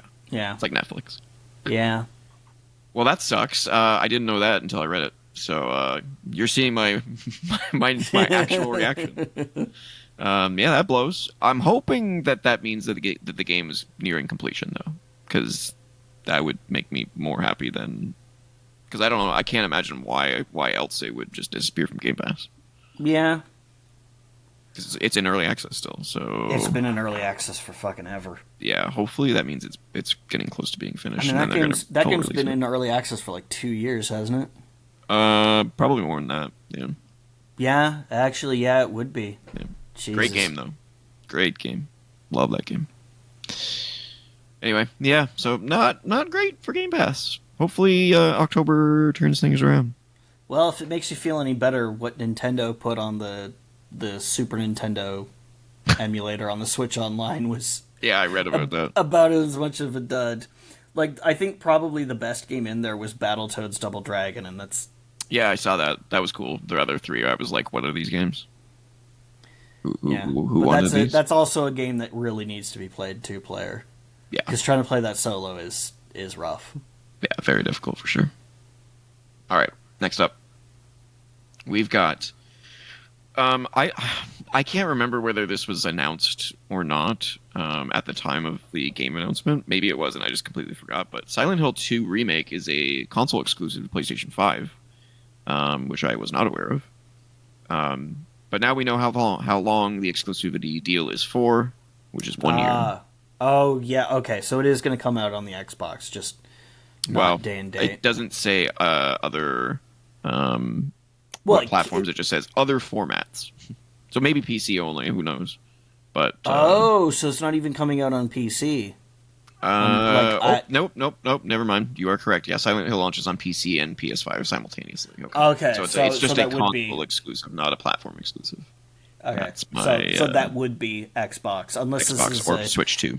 Yeah, exactly. A sneaky way of saying, well, maybe it'll be on Switch too. Yeah, which we'll also be talking about. Yes, we will. So interesting. That's a long exclusive time frame. I haven't seen one that long since Tomb Raider, Rise of the Tomb Raider, when Xbox got that deal. Or Final Fantasy 16. Which just came out on PC 2 days ago. Yeah, which is still means it's not out on Xbox though. Yeah. So I don't know if that game's ever coming to Xbox or remake. Yeah. Weird. I don't know if those were permanent ones or who knows. All right, moving on. This one is it's not really a news story, as it wasn't posted anywhere, but it's something I've kind of just looked into. After I didn't talk about it last week, I don't think, but there was a guy related to Ubisoft in some way who told them that they need to go private again with how bad they're doing. Yeah. And so there was a big hubbub about that, but I didn't really have enough insight into it. I would like most game publishers to go private. Yeah, this public stuff is really starting to cause problems. So that they don't have to answer to investors who want perpetual unlimited growth. Yeah, which is mathematically impossible. Yeah. If you don't have an infinitely expanding customer base, you can't have infinitely expanding growth. Yeah. But what I wanted to bring up was just how bad they're doing. Because I didn't realize how bad they're doing. They're doing real bad. So I'm going to read you the stock drops percentages over the last while. Okay. So over the last month alone, they've dropped 28%. Over the last 6 months, they've dropped 35%. Mm-hmm. Over the last year, 56%. Ouch. Over the last 5 years, 82%. So they are worth less now than before 2016, except for the boom that they had in 2007 and 2008. Man, Beyond Good and Evil 2 is never coming out. No, that game's fucking dead. That game is so dead. If I ever see that game, I will shit myself. That'll be one of those like the Shenmue 3 moment, or like the Final Fantasy 7 remake moment, or Last Guardian, Duke Nukem Forever. Like, what the, Yeah. So Ubisoft's in real trouble. 56% drop in a year, 82% drop in 5. You guys got to do something. Maybe they shouldn't have fucking invested in that NFT bullshit. Oh, God. Didn't that only earn them like $300 or some stupidly low number stupid like that? And then they also had to fight off that Volition takeover. Wasn't it Volition? No, it wouldn't be Volition. Who was it? We will get to Volition later on in this podcast. Oh, yeah. Who tried to... here it is. Vivendi. Vivendi tried to do a hostile takeover of Ubisoft. They got to 30%, and then they gave up. Yeah. Which is probably good for them in hindsight. Yeah, does Vivendi even have an interactive unit anymore? Well, the Wikipedia starts with Vivendi Games was an American video game publisher. So I'm going to assume no. Isn't Vivendi French? I'm pretty sure it's a French conglomerate. Maybe they're American, based in Los Angeles. Well, the gaming division might have been American, but I'm pretty sure Vivendi is Vivendi itself, centuries-old French corporation. Oh, surprisingly, in 2008, Vivendi merged with Activision. Oh. Right. and Now, Blizzard. now I remember that. Yeah, Yeah, that's right. yeah. So yeah, I just kind of wanted to bring that up because I was not understanding just how bad Ubisoft was in dire straits. They're really in trouble. So Yeah, I mean, I'd fucking it would not shock me one bit if they become the next acquisition. yeah, I'd like to be sympathetic, but they've been so dickish, Oh, so like the dumb. management of that company, Yeah. that like I kind of feel like saying fuck them. Like there's obviously a lot of people who don't deserve to be fucked, No, of course not. who are under The company that itself, company. not the individuals that work for them. Yeah, the company itself, fuck them. Yeah. Yeah, they've made some stupid decisions. I mean, all of these like live service games that they've been putting money into Yeah. that just all suck. Like the Yeah. only one that was successful was Siege, Mm-hmm. which was really successful, but like X Defiant. Like, Yeah. does anyone even talk about that? And then they did that mobile one. No one talks about that. Oh yeah, is that the big crossover with all? Yeah, it was the one with all the crossover characters, God, which is yeah. ridiculous for a Tom Clancy-esque game. It's like Fuck no one that, remembers anyone but Sam Fisher. It's the only Yeah. one they remember. Yeah. What else have they done? I know they've done like 30 friggin' live service games. It's just insane. Yeah. Oh, I guess they still do Just Dance. Oh yeah, they do. Yeah. Anyone buy that? They must buy it. If they're still putting it out Yeah, every year. my niece plays Just Dance. Yeah. Okay, so maybe it's probably now aimed at a younger audience, I guess. Yeah, but I mean, she's 6, so That's fair. Yeah, I don't know, man. They really only have Assassin's Creed and Far Cry, which Far Cry 6 didn't do very well, as far as I know. well, that's what happens when you put out like 5 games in as many years. Yeah, they need to stop the yearly annual, what do you call them, annual releases. Yeah, well, what they need to do is they need to get it in a schedule where it's like this year is the Far Cry year, this year is the Assassin's Creed year, this year is the Rainbow Six year, or the Splinter Cell year, or the whatever the fuck year, right? Yeah. So that they're not just like stacking Assassin's Creed games on top of each other, Yeah. or Far Cry games on top of each other. I mean, they have done better with Assassin's Creed, you know. Mm-hmm. The modern games have been mostly like 3 well, they years apart. they soft rebooted that series and gave it a different gameplay style. Yeah, much different. Probably yeah. because they realized it was unsustainable. Yeah. Yeah. Except for Mirage. They went back to the classic stuff with Mirage. Mm-hmm. All right, moving on. God of War Ragnarok is launched onto PC and Oh, is yeah, getting mixed Steam reviews. Yeah, I saw that. However, most of the complaints revolve around Sony's controversial PlayStation Network account requirement. Oh yeah. Which, you know, I see both sides of that story. I don't, because that's not an online game. Yeah, it's not an online game, so that's the part that I totally get. But I also get the fact that they want to be able to see what their audience is doing, and they don't really have that ability because it's Fuck them. Steam. Yeah, but if people want to play PlayStation games, then it's like, you know, like if I was a company, Yeah, but I don't want to play do they want to play PlayStation games? Sure, but I don't have a fucking PlayStation, so I don't want to fucking sign up for your service because it's not like, at least like it was a huge controversy with Helldivers, but at least there I could be like, well, It's an online game. online game, so I can see why maybe there was an infrastructure thing. There wasn't, because you didn't need to ultimately. Mm-hmm. But like for a single player game, no, fuck that shit.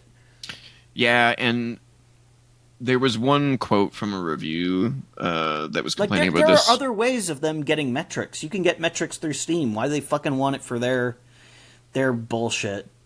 Well, I mean, their goal, I'm sure, is to integrate people into the PlayStation ecosystem that aren't, and that's kind of why they're releasing it on PC. Yeah, but then why require like the PlayStation, like, because the whole point is that like I get my games on Steam, so I don't need to have an account elsewhere, right? And if the game, I don't disagree with you. I just think that's what their vision is. That's what their idea is. Their vision's fucking stupid. Doesn't mean that it doesn't mean they're right or wrong. I'm just saying that's their vision. That's all. I'm playing devil's advocate. I'd be more angry at this, but the Concord thing is worse. Yeah. Yeah, it is. Everything looks substantially less bad in light of the Concord thing. Yeah, so I have a couple of quotes here from Steam reviews that were left. So this one was left by someone from the UK. Creating a PSN account was something I knew was necessary in advance, and I was prepared to do so until I was met with the reality of it. For UK residents, at least, it requires submitting a mobile phone number to verify your age just to start with. And if that fails, which it did, no texts were ever received, your only recourse is to submit a photograph of your face or a government-issued ID to a third-party website. If you're happy with that, go ahead and buy this game. Fuck that. Another person pointed out the fact that they don't want to sign up for a PSN account, referencing Sony's list of security data breaches over the last 2 decades. Yep. So that part I get as well. So Totally valid.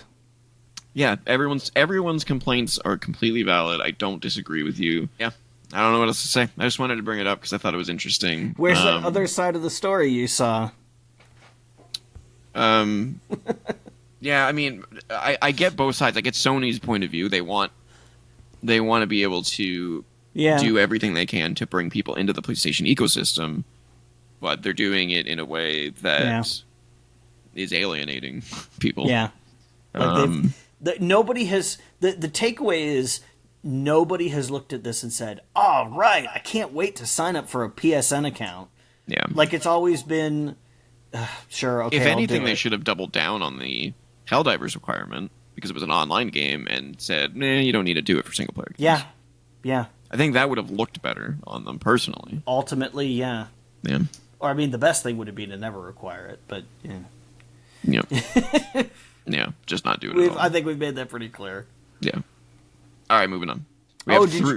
Did you hear? Well, I guess this will be a state of play thing when we talk about that. Yeah, so yeah, I was going to say that there is apparently a less interesting game that's getting a remaster announcement. Yeah, I didn't include that because it's rumor. It might so be true, ambiguous. but yeah, since the state of play is next week, I'm just like, whatever. I'll just wait until. And we'll talk about that then. Yeah, we'll see if it's true. But yeah, I guess mentioning the rumor that the state of play is coming next week is worth noting. We'll see if that's true. I believe it. I fully assumed that they were going to have one in September. I just thought they would have merged it with their PS4 5 Pro announcement instead of doing it separately. Yeah. A little strange. Very bizarre. The only thing I can think of why they didn't do that was because they knew that the price was going to sting, and they didn't want that to overshadow everything else. So they're like, let's give this sticker shock some room to breathe, and then we'll come back and be like, hey, look at all this cool stuff. Yeah. But we'll see what comes of that. Yeah. Because that might also be a bad show. Yeah. We'll see if they can bounce back. Because they need to bounce back. Yeah. By the way, did you see did we talk about the 30th anniversary PlayStation 5? I've seen it. It looks neat, but it's I love the visual of it. It's still fucking $700. Oh, they did it for the original PS5. Oh, there's an original PS5. Okay, well, that's not so bad. Yeah, the only thing they said was that the PlayStation 5 Pro edition, there was only going to be 12,300 editions of it. So it's going to be a limited quantity. That's super limited. What the fuck? Yeah. Like, that's the kind of thing where you do like 100,000 of them, not a very specific number. Well, the other thing is that we haven't talked about is that the PlayStation Pro edition of that bundle includes the PlayStation 5 Pro, a DualSense controller, a DualSense Edge controller. Now, what is that? That's the equivalent of Xbox's like premium controller, the one where you can like swap out the sticks and customize all the buttons, and it's more of a premium quality. It's like a $200 controller. Jesus. So it's going to include the Pro console, a DualSense controller, a DualSense Edge controller, a charging station, and the stand that doesn't come with. Oh, so this one gets the stand. Yeah. Now, what I want you to think about is how much that's going to cost. That's going to be crazy expensive. That is going to be. It's easily going to be $1,000. Oh, I'm going to estimate. Like in Canadian dollars, it's easily going to be $1,000. Oh, I'm going to say it's going to be $1,200 USD. I don't know if it'll be that much. That seems absurd. So the Edge controller is $200. So right there we're at $900. Yeah. Okay. USD. $30 for the stand. The charging station's probably like $70, so we're at $1,000 there. Yeah, maybe $1,000, but like I can see it. Like I don't know, man. I got a gut feeling that it's going to be ridiculously high. Yeah, but yeah, you Canadian, that's going to be what, 1,300? Way more than that. Fucking gross. If it comes out to 1,000 USD, that's probably going to be like. Hold on, I'll do it right now. USD to Canadian. That is 13.58. Oh, 13.50. And that's without tax, ladies and gentlemen. That's not as bad as I thought, but the fact that that's not as bad as I thought is pretty bad. Yeah, 13.58 plus tax, though. That's fucked. I don't even want to calculate the tax on that. I might puke. This is why I don't buy game consoles anymore, man. I mean, this is the first we've seen of this kind of egregious ridiculousness, But this is also like this is the era in which I stopped buying game consoles. I was buying them up to the PS3 and 360. Yeah, I mean, I'm definitely not buying the Pro. And I might actually, honestly, wait for the PS6 Pro before I buy a PS6. Yeah. Because, like, why, like, I feel ripped off almost buying the PS5 at this point. Like, I should have just waited for the Pro. Although I still don't know if I'd be willing to spend $950 plus tax on it. Yeah. Anyway, let's move on. We got 3 Nintendo news articles to take a look at. The first two of which involve Pokemon. First one, the Pokemon Company has won a $15 million copyright lawsuit against a game that copied Pokemon characters. It was a Japanese game that probably didn't make its way over here. I think it was called... It had a long name. I'm looking at it right now, and there's no way I can pronounce it. So I'm not even going to try. The English version translates to Pocket Monster Reissue. Yeah, that's the name of the franchise in Japan. So Pocket Monster Reissue. Well, Pocket Monsters is what it's called in Japan. Oh yeah. That's where Pokemon comes from. Yeah, so I guess they stole the name too. Then. Yeah, they Pocket Monster Reissue. That's just straight up copyright infringement. Yeah, that's an open and shut case. So they won that one. And now they are officially suing the developers of Pal World for multiple patent infringements. Which I'm not sure how because like even though it looks like Pokemon with guns, it really plays more like fucking Minecraft or something along those lines. So I guess it's specific patents that they've infringed upon, including the act of throwing a ball to catch creatures. That's a fucking stupid... Like, I can't believe that's a patent that was awarded. Fuck that. There's patents on everything, dude. I know. But also, like, Pokemon is also older than 20 years. Shouldn't that patent have expired? I mean, can't they reissue a patent? I don't know if you can protect something twice, because that's, like, the whole point of the patent protection is that you have 20-ish years to innovate, and then other people can start doing their thing with it. Unless the only thing I can think of, because, patents are ridiculous. All they have to do is tweak one small thing about a patent, and it would be considered different. Yeah. So, I mean, they could have just tweaked something real stupid. They do that in the pharmaceutical industry all the time. They change one inert ingredient and say, oh, well, this is new Tylenol or whatever. Yeah. It's a new patent. Which should be illegal. They should be able to figure that shit out. That shit is fucked. But yeah, Pal World developer Pocket Pair has actually responded to Nintendo and the Pokemon Company's lawsuit, which is actually brand new. I haven't read this. Let's see if I can find a quote here. Oh, here's the statement in full. Regarding the lawsuit, yesterday a lawsuit was filed against our company for patent infringement. We have received notice of this lawsuit and will begin the appropriate legal proceedings and investigations into the claims of patent infringement. At this moment, we are unaware of the specific patents we are accused of infringing upon, and we have not been notified of such details. Pocket Pair is a small indie gaming blah blah blah blah blah blah blah. Yeah. I fucking hate this patenting of things in games like this. I'm pretty sure I brought this up before, but like that's the whole reason why we never had mini games during loading screens is because Namco patented that shit. Oh, really?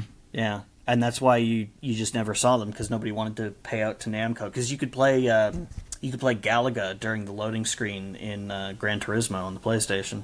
I was going to say that I've definitely played a few games where there's a loading screen minigame, but yeah, well they can must do it be now. Namco games. They can do it now because of the patent expiry. Like, Oh, okay. or maybe like the other thing is that because like the other one that comes to mind is Splatoon, which lets you play a game, but it's not during a loading screen; it's during a matchmaking screen. So maybe that's different. Yeah.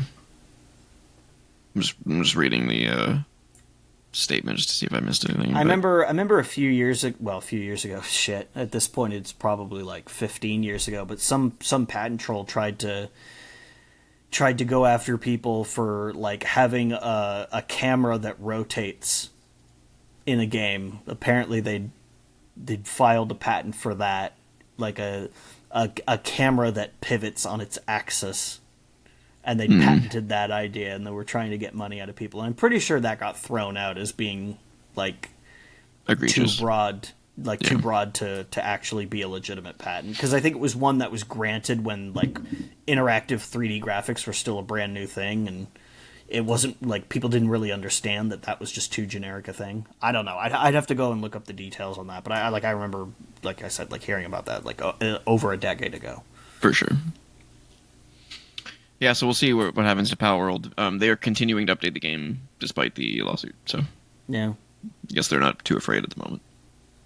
All right, moving on to the final piece of Nintendo news, which is apparently, allegedly, the Switch 2. They're not photos; they're basically like renders of like what the renders. Switch 2 looks like have leaked. And As well surprise, as, surprise. It looks like a Switch. Yeah, as well as hardware component listing. Now, this is the first time we've ever talked about Switch 2 leaks. Because well, the previous ones just didn't, Well, this is the first time that it's looked like potentially legit.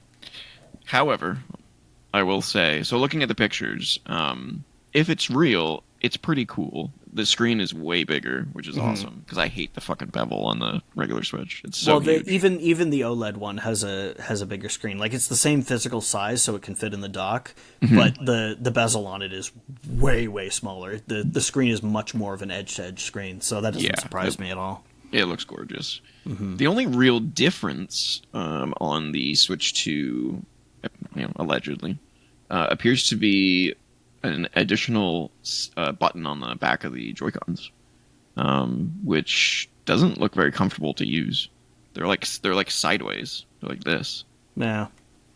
So because of that particular button, I'm not convinced it's real because it doesn't look comfortable to me. But Nintendo's also, sometimes something looks uncomfortable, but then you actually go to play it and it's like, oh, yeah, this is actually very comfy. Yeah.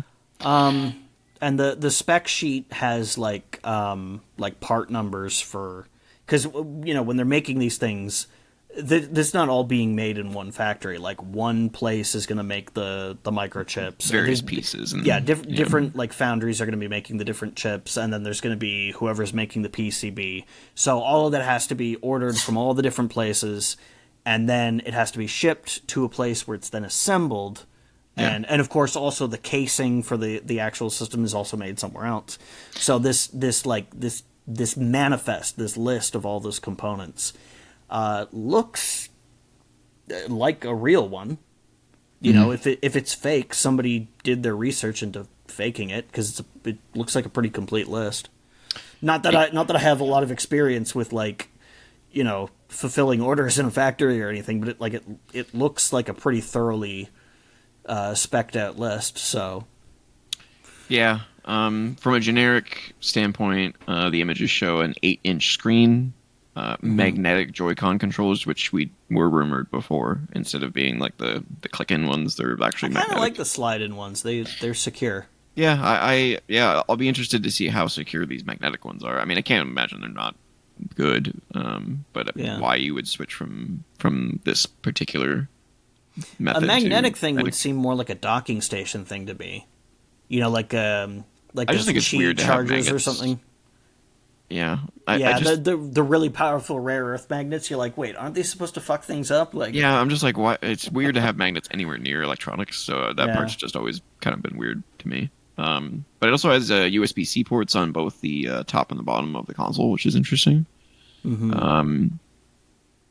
That's the one thing that kind of makes me turn my head, because Nintendo Doesn't use that kind of stuff. Well, Nintendo does use USB-C. I mean, the Switch uses USB-C, but having one on the top and one on the bottom, that seems nice, but not strictly necessary. And Nintendo doesn't usually do anything beyond Like the strictly necessary. what purpose would that serve? Yeah, Having and like two. it's going to cost them money to put every USB-C port in there, and obviously that's not a lot of money, but it does add up. Yeah.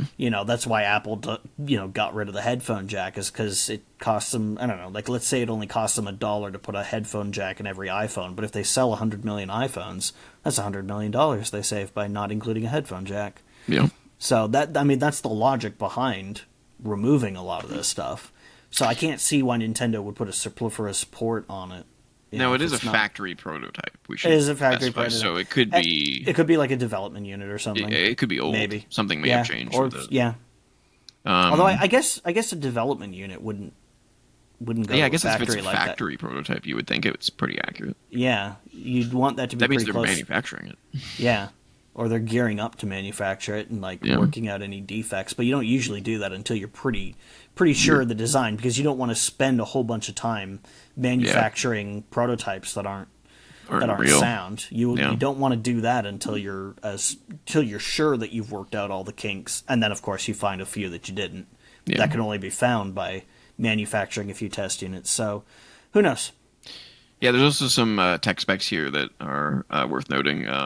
12 gigabytes of RAM, supports HDMI 2.1. Yeah, the 12 gigabytes thing sounds pretty reasonable to me. It would kind of need that at this point. The one thing that seems to be a pretty significant negative is only a 256 gigabyte internal hard drive. Yeah, but that's way bigger than what shipped with the original Switch, which had 32 Yeah, gigs. but I think it also signals that if anyone thought this was going to be equivalent to a PlayStation 4 or a Series S or anything like that, I think your high hopes are a little too high, because I mean, games on PS4 and Xbox Series S reaches high as like 180 gigabytes. Yeah, but they get when you have they would get shrunk down for the Switch. Like assets would be compressed and stuff. Like if you look at the install size of like Tony Hawk's Pro Skater 1 and 2 on the Switch, is way smaller than what it is on. Yeah, but that's because the Switch is underpowered.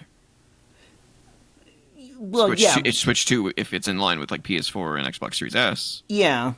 But You know. still, I do think they'd probably, because you're not going to be, you're probably not going to be getting these games at full 4K, because the other thing is that there's talks about it doing DLSS right out of the box, which also makes sense. I mean, that's been rumored for a long time because it's an NVIDIA. Really? Yeah, it's Nintendo doing something advanced like that? Well, it's NVIDIA hardware, remember? Yeah. This isn't just Nintendo hardware. This is also NVIDIA hardware, and it's a big feather in NVIDIA's cap to be powering a Nintendo system. They'd want to put their best foot forward. That's true. And Nintendo has historically had some issues with image quality on the Switch. Like even Zelda, it only maxes out at 900p, and it looks pretty good, but it could look better. DLSS could help clean up some of that aliasing. And expanding from 900p to 1080p, that's not a lot of work for DLSS to do, and it would look a lot better than just using generic, like, linear upscaling. So there's really no reason not to do it, and every reason to do it. Whenever I think of Nintendo, I don't think of, like, technological, advancements, especially not ones that the consoles that it competes with have or don't have.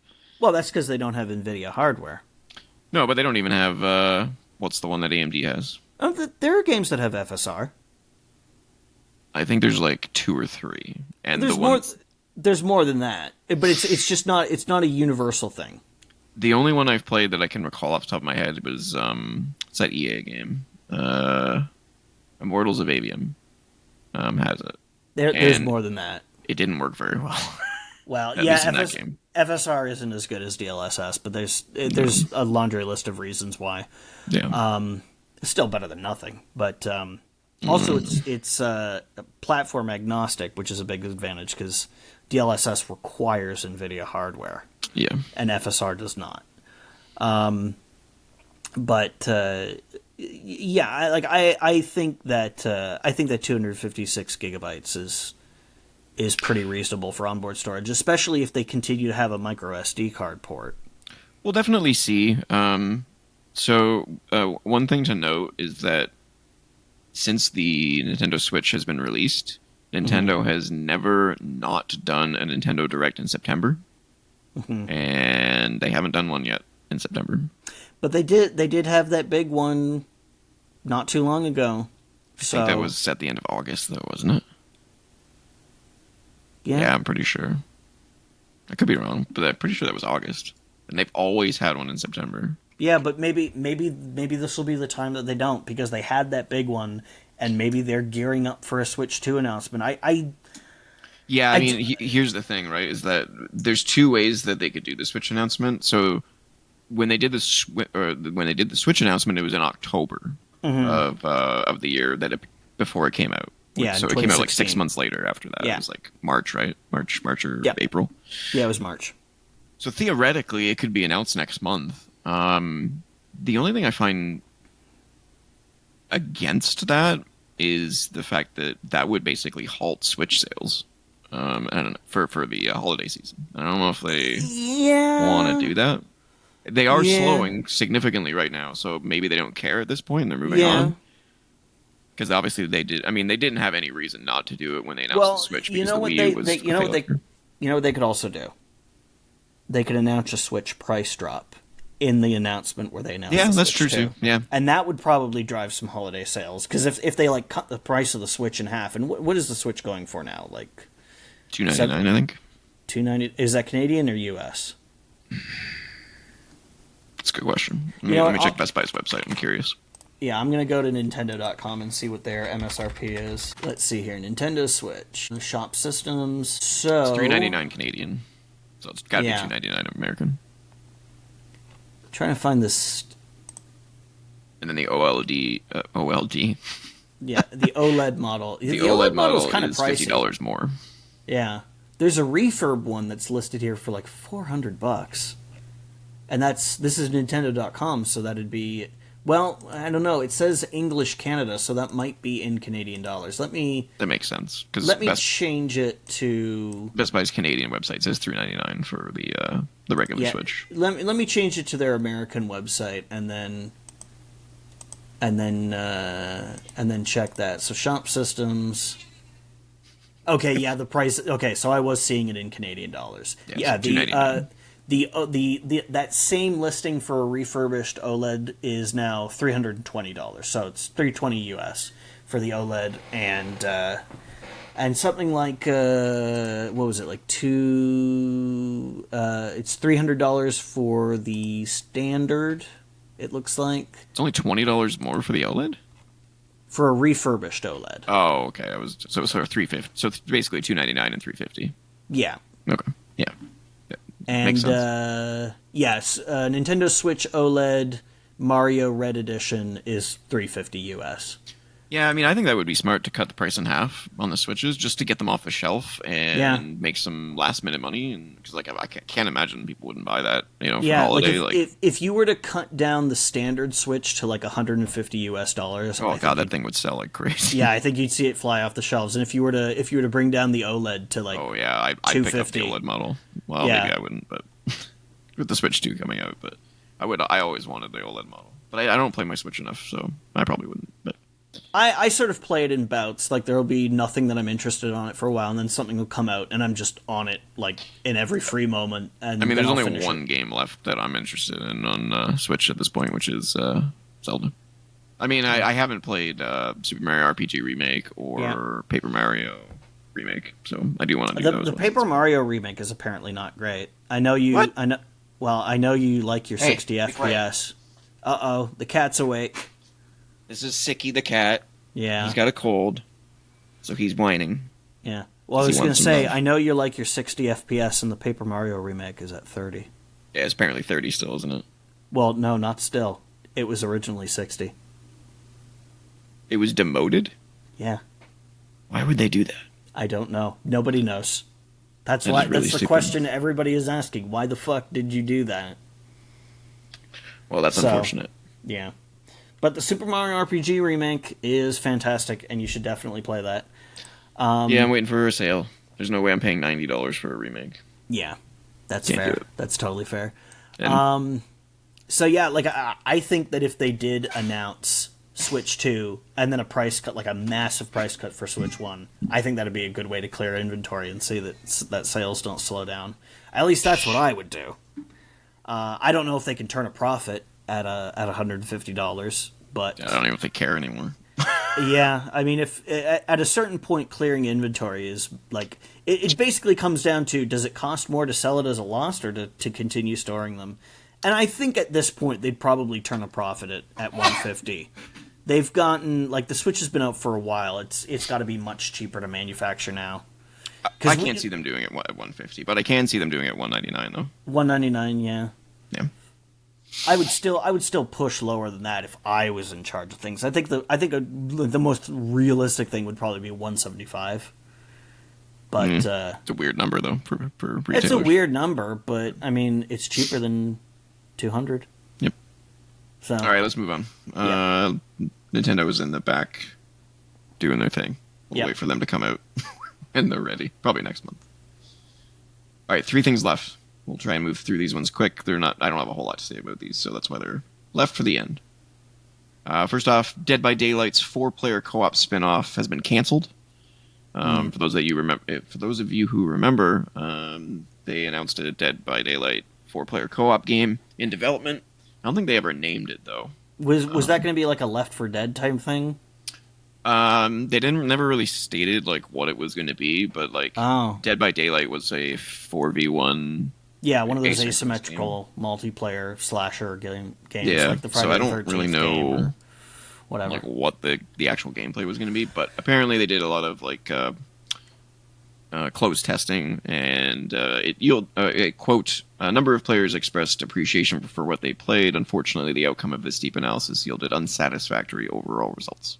So to me, that says they were like, it's okay. It's fine, but it's not worth. But would you pursuing. buy it? Probably not. Probably not. Yeah. which is what they really need a yes to. Yeah.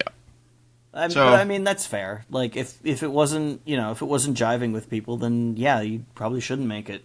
That way, that's how you don't end up sinking $400 million. I was about to say that. I wonder how like they must have had internal testing.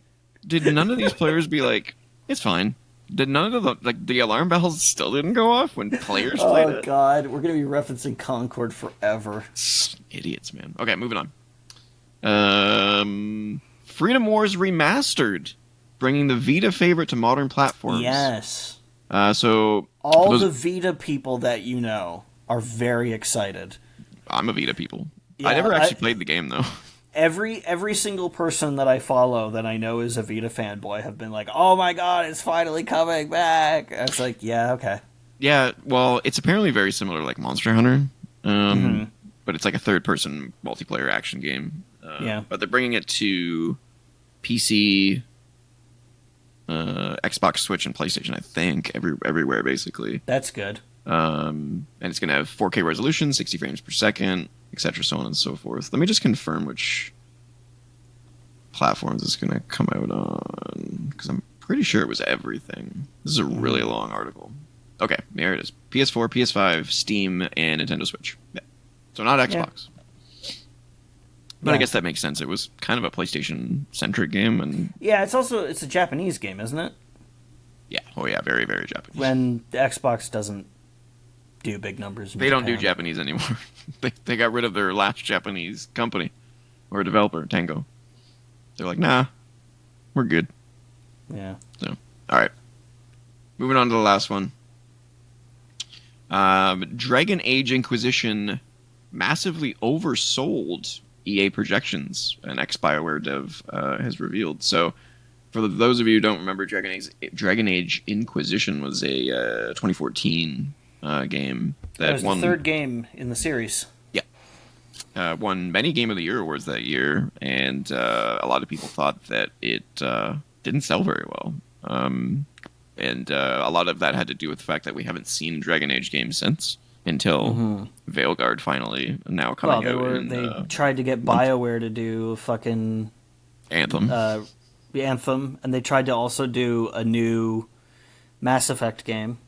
We all know how that turned Andromeda. Yeah.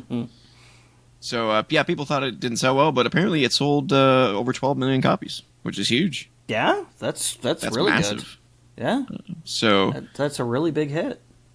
Although one thing I do want to point out, though, about this particular game is that it came out in one of the worst years in gaming history. Dragon Age Inquisition is a great game, but it is not a 10 game. There were no 10s that year. There were very few 9s.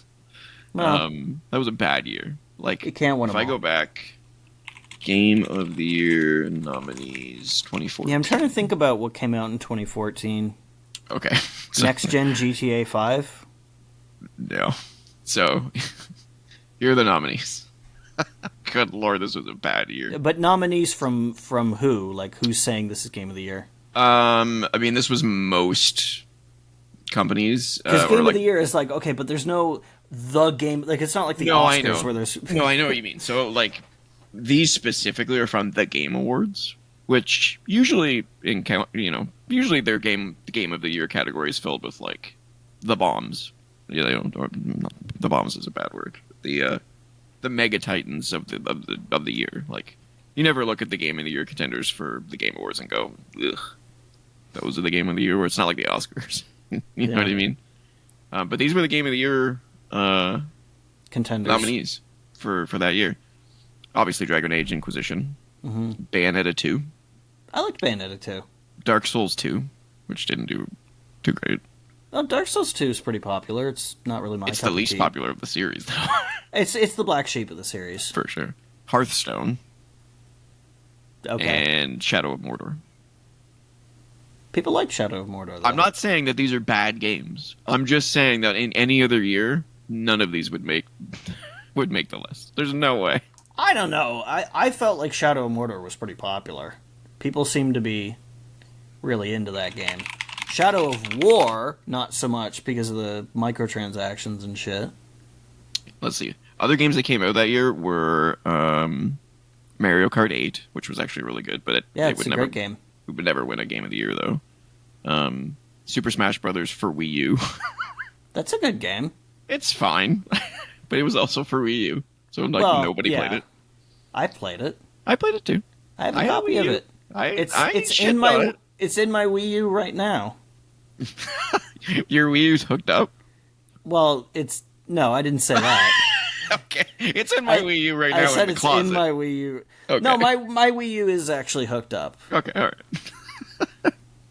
right. Far Cry 4, which didn't do very well. Yeah. The Stick of Truth came out that year. I'm surprised that wasn't in the list because that game. I'm not. It's fine, but it's not for everyone. I don't think it has the kind of mass appeal. Call of Duty: Advanced Warfare came out that year. Wasn't that one like not super beloved by people? No.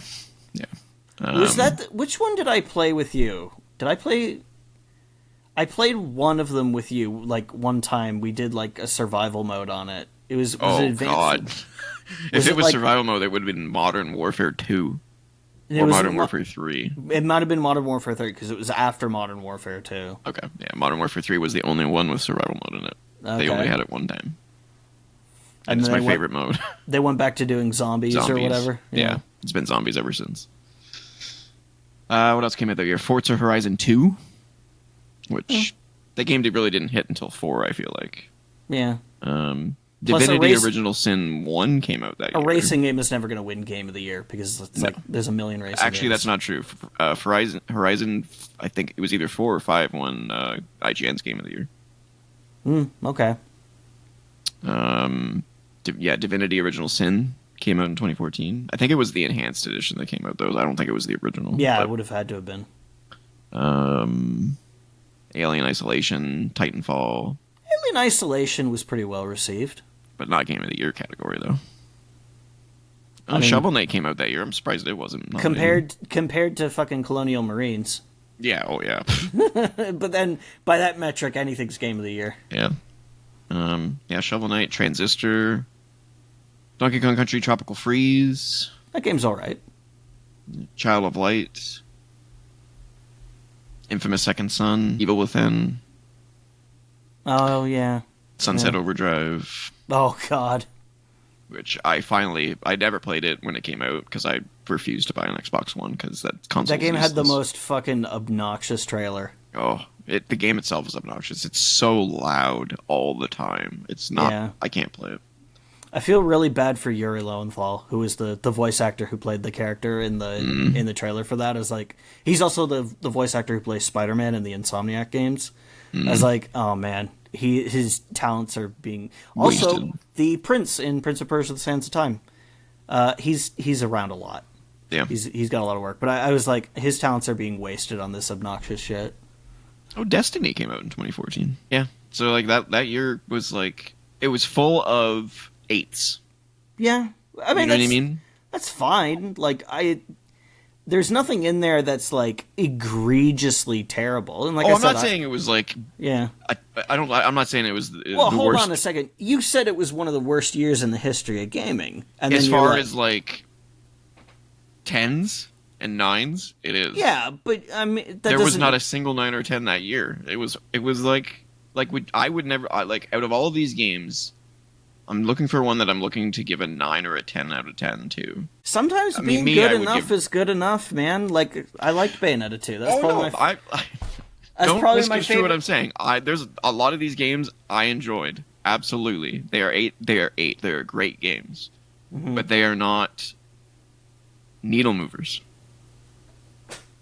You know what I mean?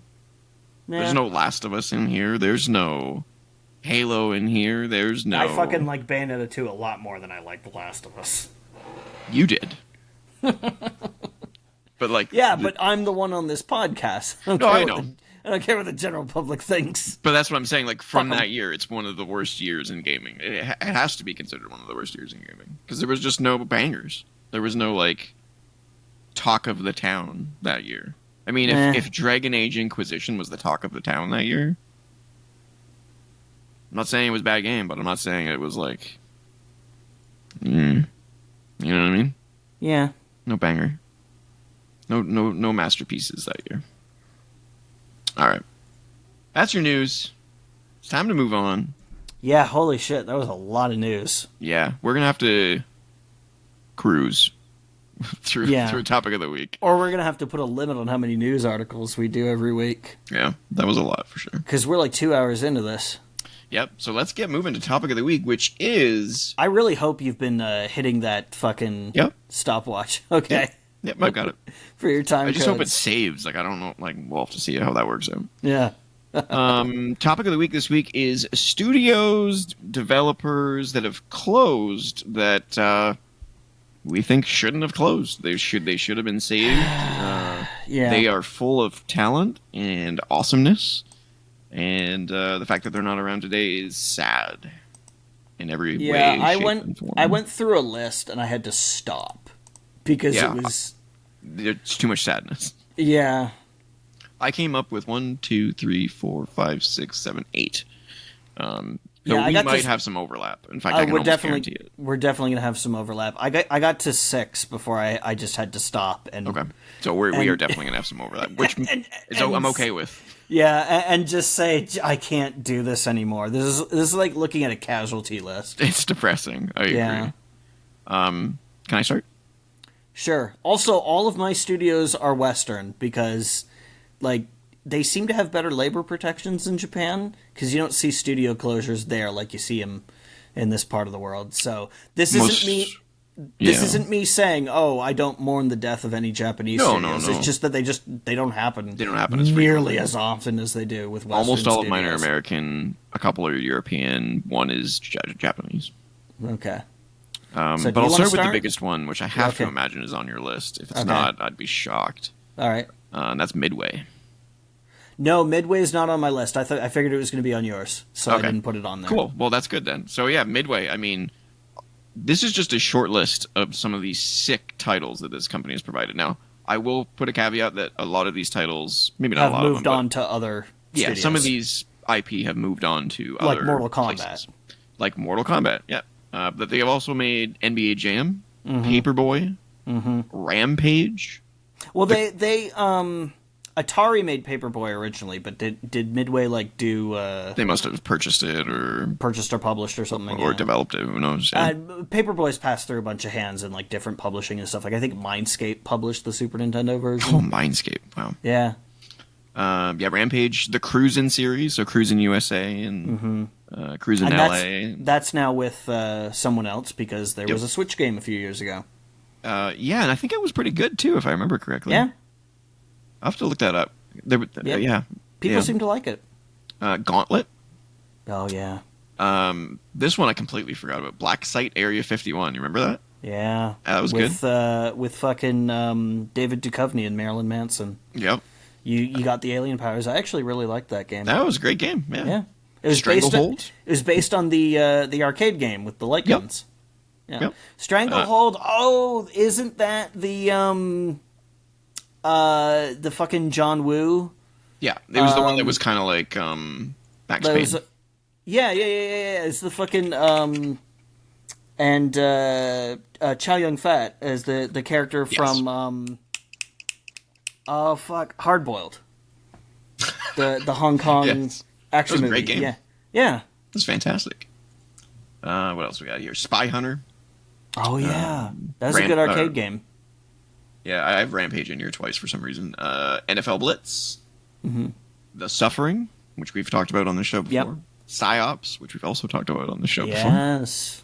NHL Hits, one of my favorite sports games of all time. Yep. Ready to Rumble Boxing, which we talked about in the Dreamcast. I remember that was quite popular on the Dreamcast, yeah. Yeah, it was super good. San Francisco Rush. Mm-hmm. One of my favorite racing games of all time. And Hydro Thunder. One of the many racing games on the N64, and Hydro Thunder. One of the best-looking racing games. I still play Hydro Thunder every so often. I have it on the Xbox. Yeah, it's beautiful. It's an amazing game. It still holds up to this day. So yeah, Midway. That's just skimming the surface. Midway was a big producer of arcade games and pinball as well. Yeah, let me look up why did Midway close? And then they got into the home gaming industry and they developed under their studios and they published a number of games. One of their internal studios developed Doom 64, which is a fucking fantastic game. They also handled the PlayStation version of Doom. Yep. So it looks like they just went out of business. So in February 2009, Midway filed for bankruptcy. Yeah. Warner Brothers Interactive Entertainment purchased most of Midway's assets, which explains why we have things like... why NetherRealm is under Warner Brothers. Yeah. And Midway settled with Mark Thomas, who's Mark Thomas? And NetherRealm is, of course, the Mortal Kombat team. Yeah. Which still has members of the original team there. Ed Boon is still doing Mortal Kombat after 30 years. Who the hell's Mark Thomas? Oh, Mark Thomas was a private investor for Midway.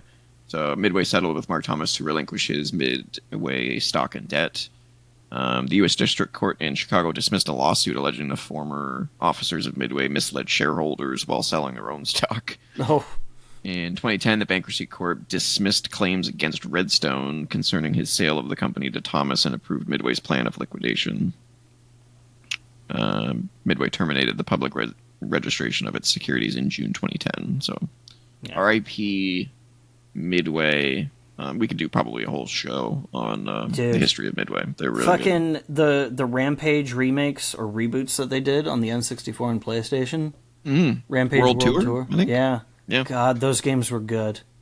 Those games were super good. So rest in peace, Midway. 1997 to 2010. Bummer. I think they also made or they at least required the rights to like Defender and like Joust and.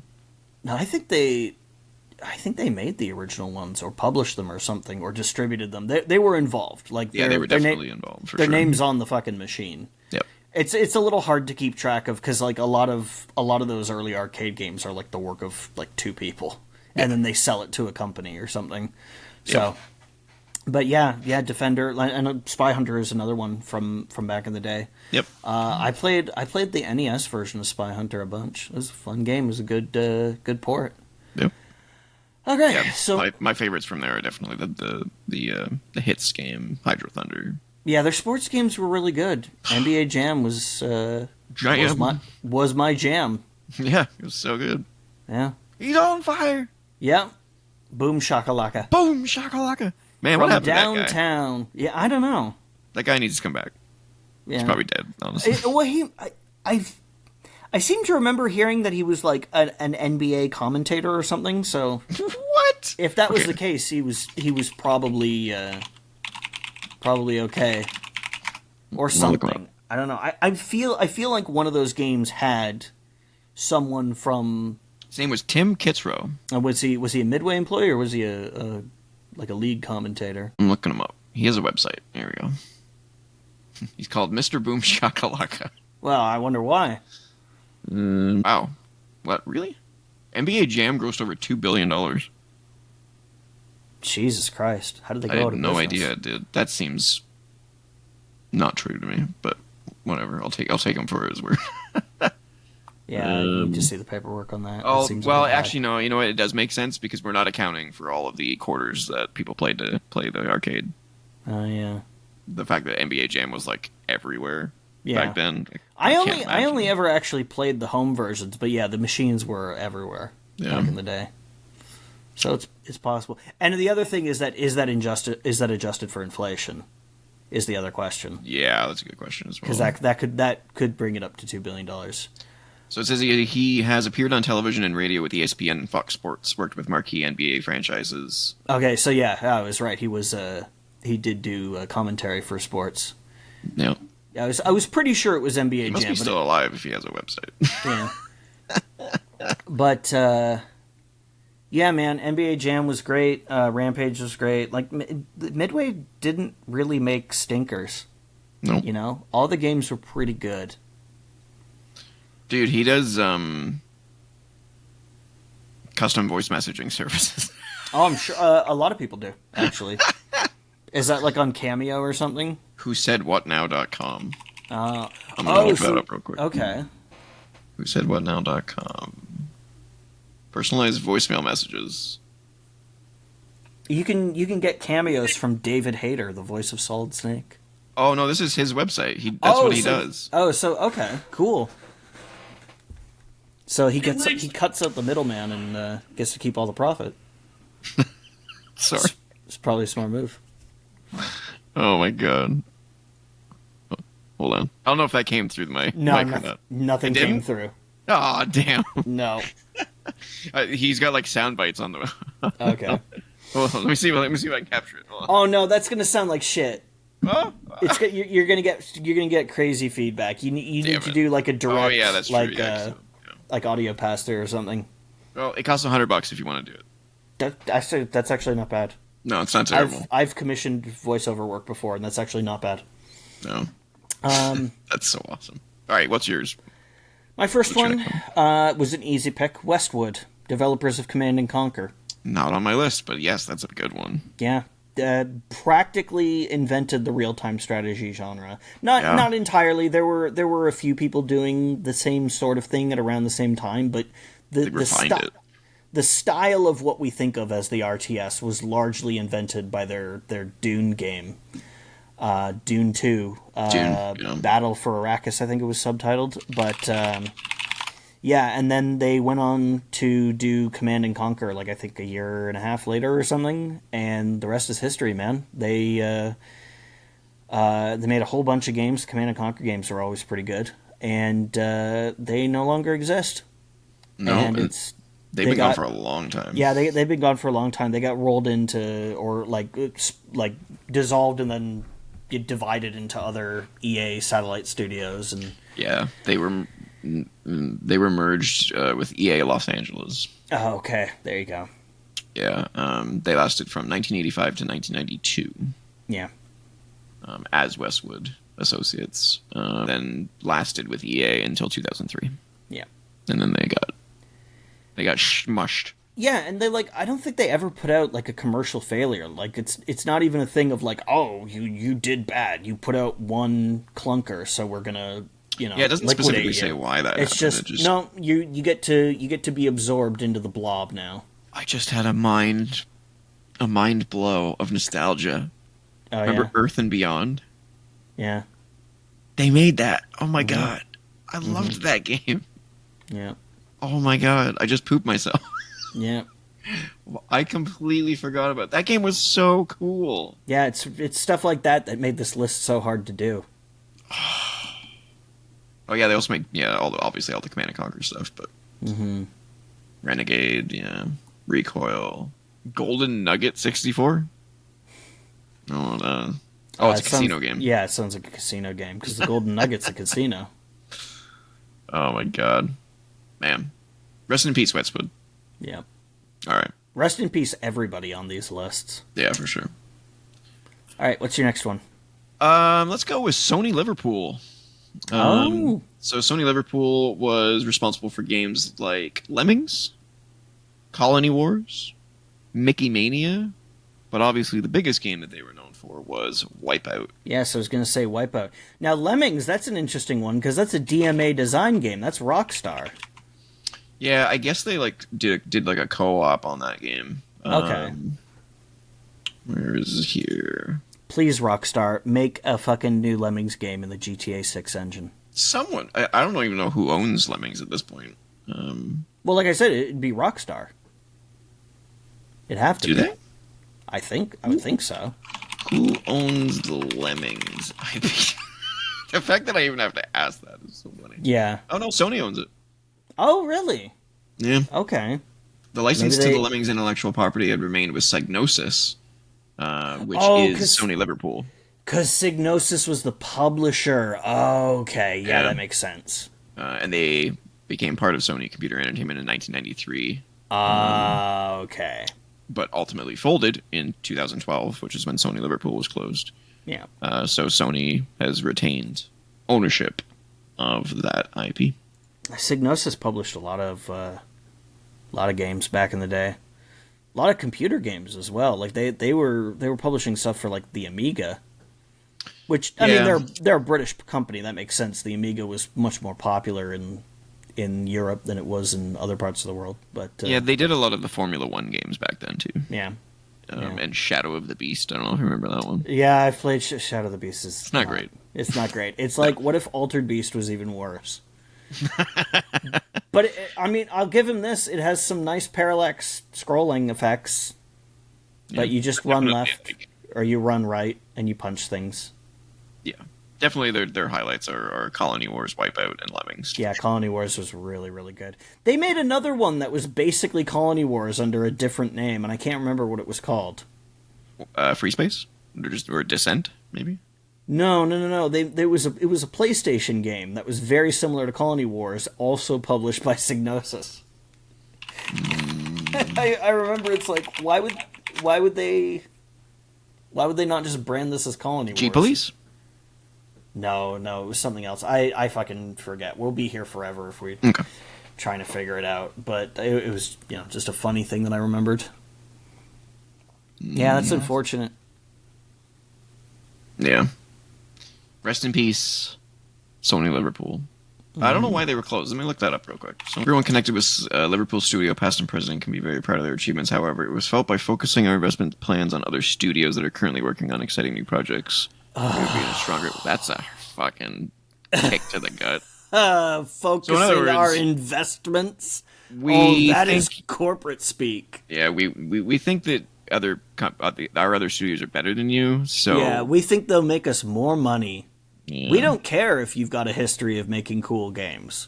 We don't think they're going to make us quite as much money. Yeah, that's a cold one. Yeah. All right, what's your next one? Next one also died under the heel of EA. Origin. What did they do? Ultima. Notable games? Oh, Ultima. Wing Commander. We talked about this, yeah. Fucking, I'm surprised we don't have any overlap so far.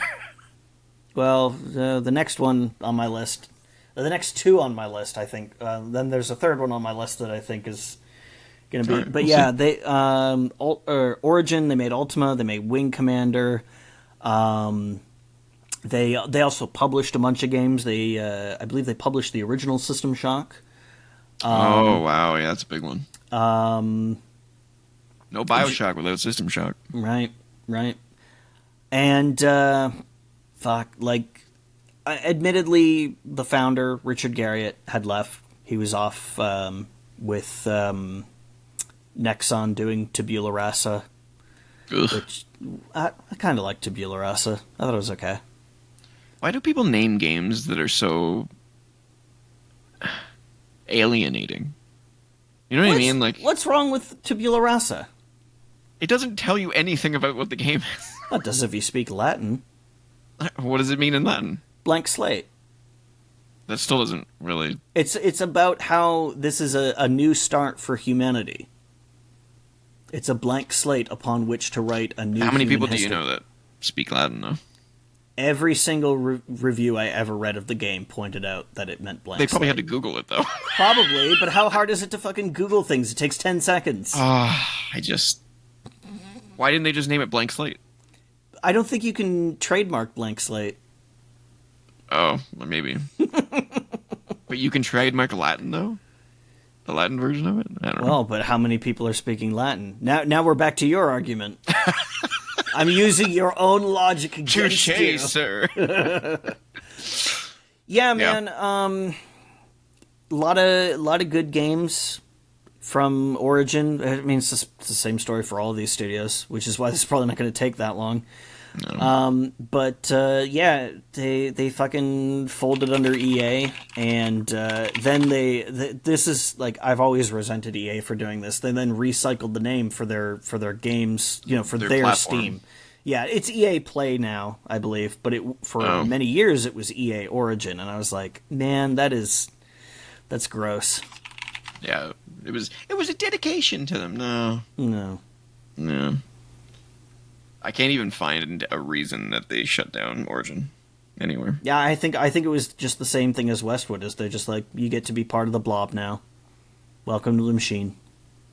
Get ground up into a fine paste, a fine homogeneous paste, within the generic meat product that is Electronic Arts at large. Anything EA spews out at this point. Yeah. Gross. Okay. All right. Rest in peace, Origin. Yeah. So what are we on? I've done Midway. I've done Sony Liverpool. So you're third on your one. third. I don't think he would have picked this one, but maybe. I'm gonna go with Sierra. I considered Sierra, Okay, but not on your list. not on my list. How did we end up doing this? Well, I like it though. I like it. I'm look, okay with it. There were some very good games published under Sierra, including the second Ultima game was published by Sierra. There you go. But there were also some not so great games developed at Sierra, and some less than savory business practices at Sierra. So I was like, maybe I don't mourn them quite that much. Let me look up why they closed. They also published Half-Life originally. Yeah. And of course, they were the developers of King's Quest and Space Quest and Police Quest, Leisure Suit Larry. Whoa. Sierra's still in operation. Kind of. They're not in the way they used to be. No, so the Sierra division operated through Vivendi Games until they merged with Activision. And then the Sierra brand was sort of like, I remember this, they were like reactivated in 2014 to release like classic Sierra games. And then some like independently developed games. Yeah. And now because they were bought by Microsoft, they're just under Microsoft's ownership, but I don't think they're doing anything though. Yeah, but like Sierra Online, the company that operated in the 80s and 90s as its own independent thing, that's not dead. a thing that's around anymore. Yeah, for sure. But they made games such as King's Quest, Space Quest, Police Quest, lots of Quest games. Yeah. Leisure Suit Larry.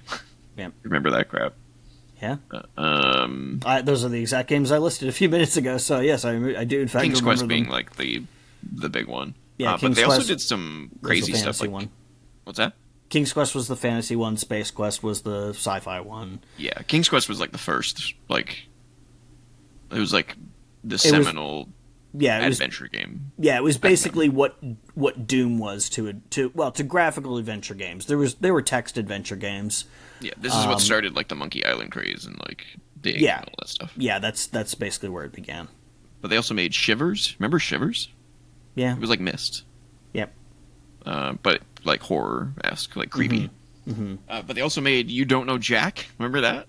Oh yeah, they Which still still make those exists games technically. Yeah, But it's like the Jackbox Party Pack. yeah. They made Birthright, which I played a lot of back in the day. Oh, yeah. That was kind of like a Risk game, but in, like in a fantasy setting with like orcs and stuff. They made SWAT, which I cannot believe we haven't had a new SWAT game. SWAT 4 was really, really, really good. Yeah, that uses the Half-Life engine, doesn't it? Pretty sure. Yeah. I seem to recall that was part of the marketing material, which makes sense because they were publishing Half-Life. Yep. And Empire Earth, they also made. Yep. So yeah, R.I.P. Sierra. You lasted from 1982 to 2002, and then you've been in limbo ever since. Yeah. But you still live on Sort of. within As a Microsoft's- trademark. Yeah, you live on As a logo. an IP. There's some IP in there that Yeah. they created. That's really good. Okay, here's one that I think is highly likely will be on your list. Blizzard North. Nope. No. Okay. Blizzard North. We're doing real well. Yeah, I'm surprised. Blizzard North is the Diablo people. The original Diablo people. Yep. They apparently the way that they this was originally like I think their original name was like Condor Interactive or Condor Software or something like that. And they were developing, I forget which version, whether it was the Super Nintendo or the Genesis, but they were developing one version of the Justice League fighting game from the 90s, and then Blizzard was developing the other console's version, and that's how they kind of met one another, is like developers like literally met at E3 or CES or something. This is a story that was recalled, I believe, by David Brevik in a video that I watched. But they were eventually acquired by Blizzard. They agreed to be acquired by Blizzard because they get along with them well, and they made Diablo, which was a massive hit. They made Diablo 2, which was a massive hit, and then Blizzard was not satisfied with their vision for Diablo 3, and said, "No, we're making Diablo 3 now." And Blizzard North was shuttered, and that's that. Which Yeah, I've seems seen like pictures of the original Diablo 3, and it looks kind of cool.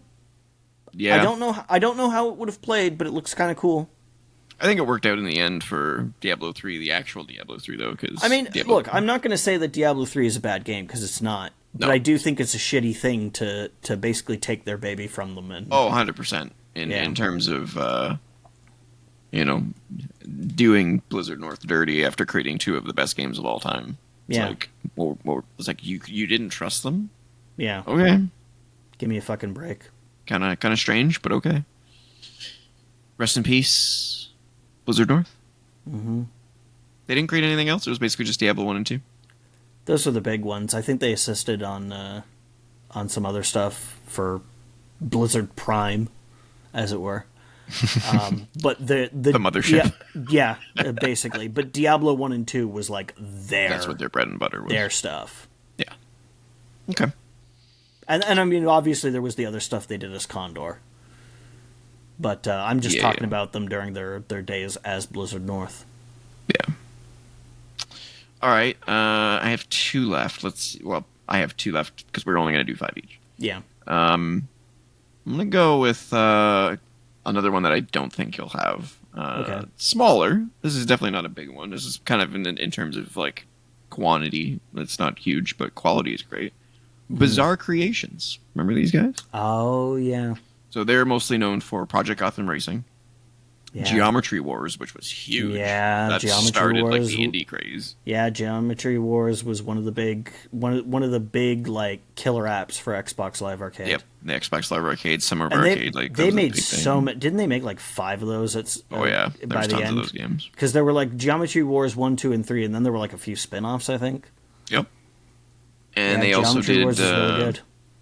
Yeah, they were fantastic. Let me look up Bizarre Creation. And Project Gotham Racing was like a very, very forefront title for the original Xbox. Like, it was basically Microsoft's answer to Gran Turismo. That was their Forza at the time. Yeah, Yeah, exactly. And now it's Forza. Now it's Forza. But back then it was PGR. Yeah, they also did the Club, which I think was on Vita, if I remember correctly. Could be wrong on that, but I'm pretty sure it was a Vita game. They did Fur Fighters and Formula One games and stuff like that, but but they also did one of my favorite arcade racing games of all time that I am super sad will probably never get a sequel, Blur. Oh, which we've talked about on the show before as well. The Mario Kart with real cars. Yeah, I never forget the commercial for that where it's the little off-brand Toad person getting off the cart and looking at like the realistic cars and going, "Oh wow!" Yeah, yeah, yeah. In January of 2011, Activision announced that Bizarre Creations would close. Of course they did, because that's what they do. But it doesn't say why. Though. Now here's my question: were they sent to the Call of Duty mines? No, they were just closed. It looks like because there's a few studios that I wanted to put on this list, but they technically still exist. They just make Call of Duty DLC and multiplayer maps now. Yeah, like Raven. Yeah, and Raven. So, okay, I don't want to give away too much because the next topic we're planning might not end up being next week, but keep Raven in mind. Okay. For that. But also the former Vicarious Visions, which is now fucking, I don't even remember what they're called now. They're just some like Activision satellite studio who made the incredible Tony Hawk 1 and 2 remake. Oh, Neversoft. No, they made the original. Oh, okay. Tony Hawk. Vicarious Visions, they made the GBA Tony Hawk, those isometric ones, which were actually really good. Right. And then they made that Tony Hawk 1 and 2 remake that came out just a few years back. And then were rewarded for that by, as I've said, not getting to make Tony Hawk 3 and 4, but instead turning into a Call of Duty support studio. So they're not technically dead, but I sure felt like putting them on the list because it kind of feels like they are.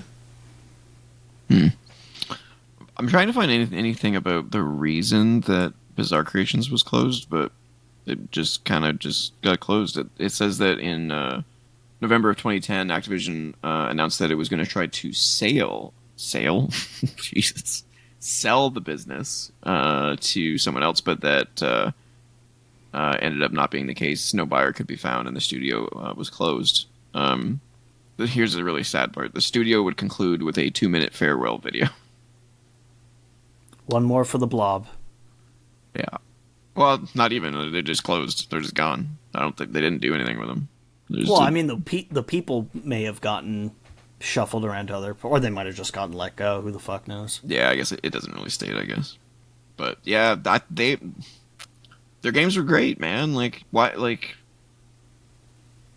else did they make? They made Boom Boom Rocket. I don't remember where that one was, but yeah, they made like a crapload of Geometry Wars games. Let's see.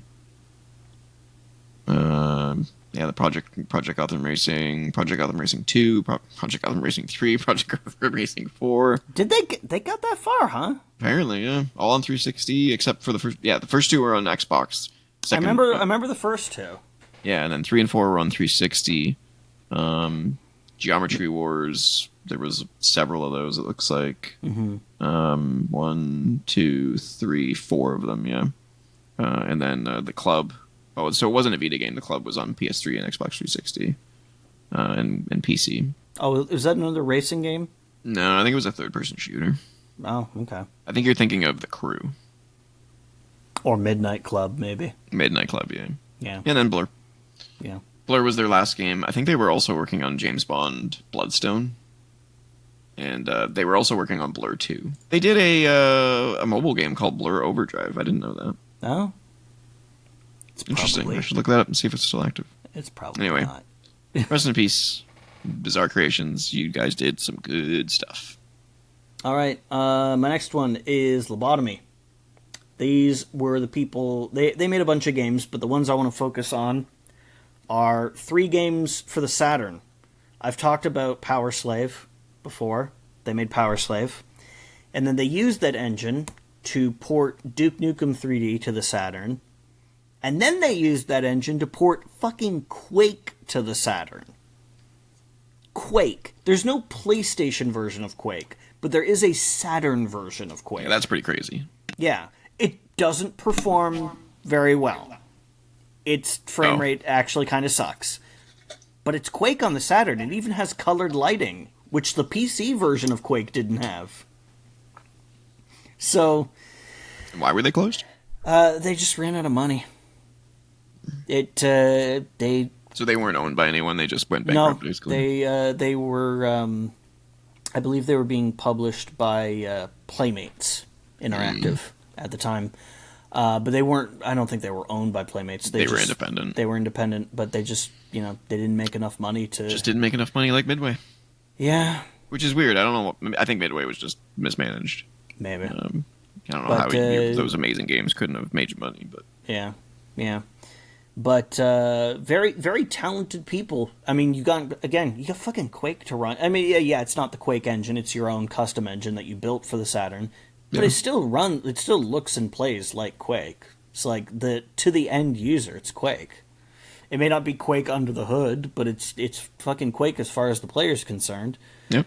And it looks as good as, if not maybe even a little bit better than the PC version. At least the software render. When you get GL Quake that lets you use 3D accelerators, yeah, that kind of looks a little bit better. Yeah. But that was patched in later. And most people at the time played Quake in software rendering mode because people didn't have graphics cards back then, because that was, or at least 3D accelerators. They had 2D. What were they called? Lobotomy.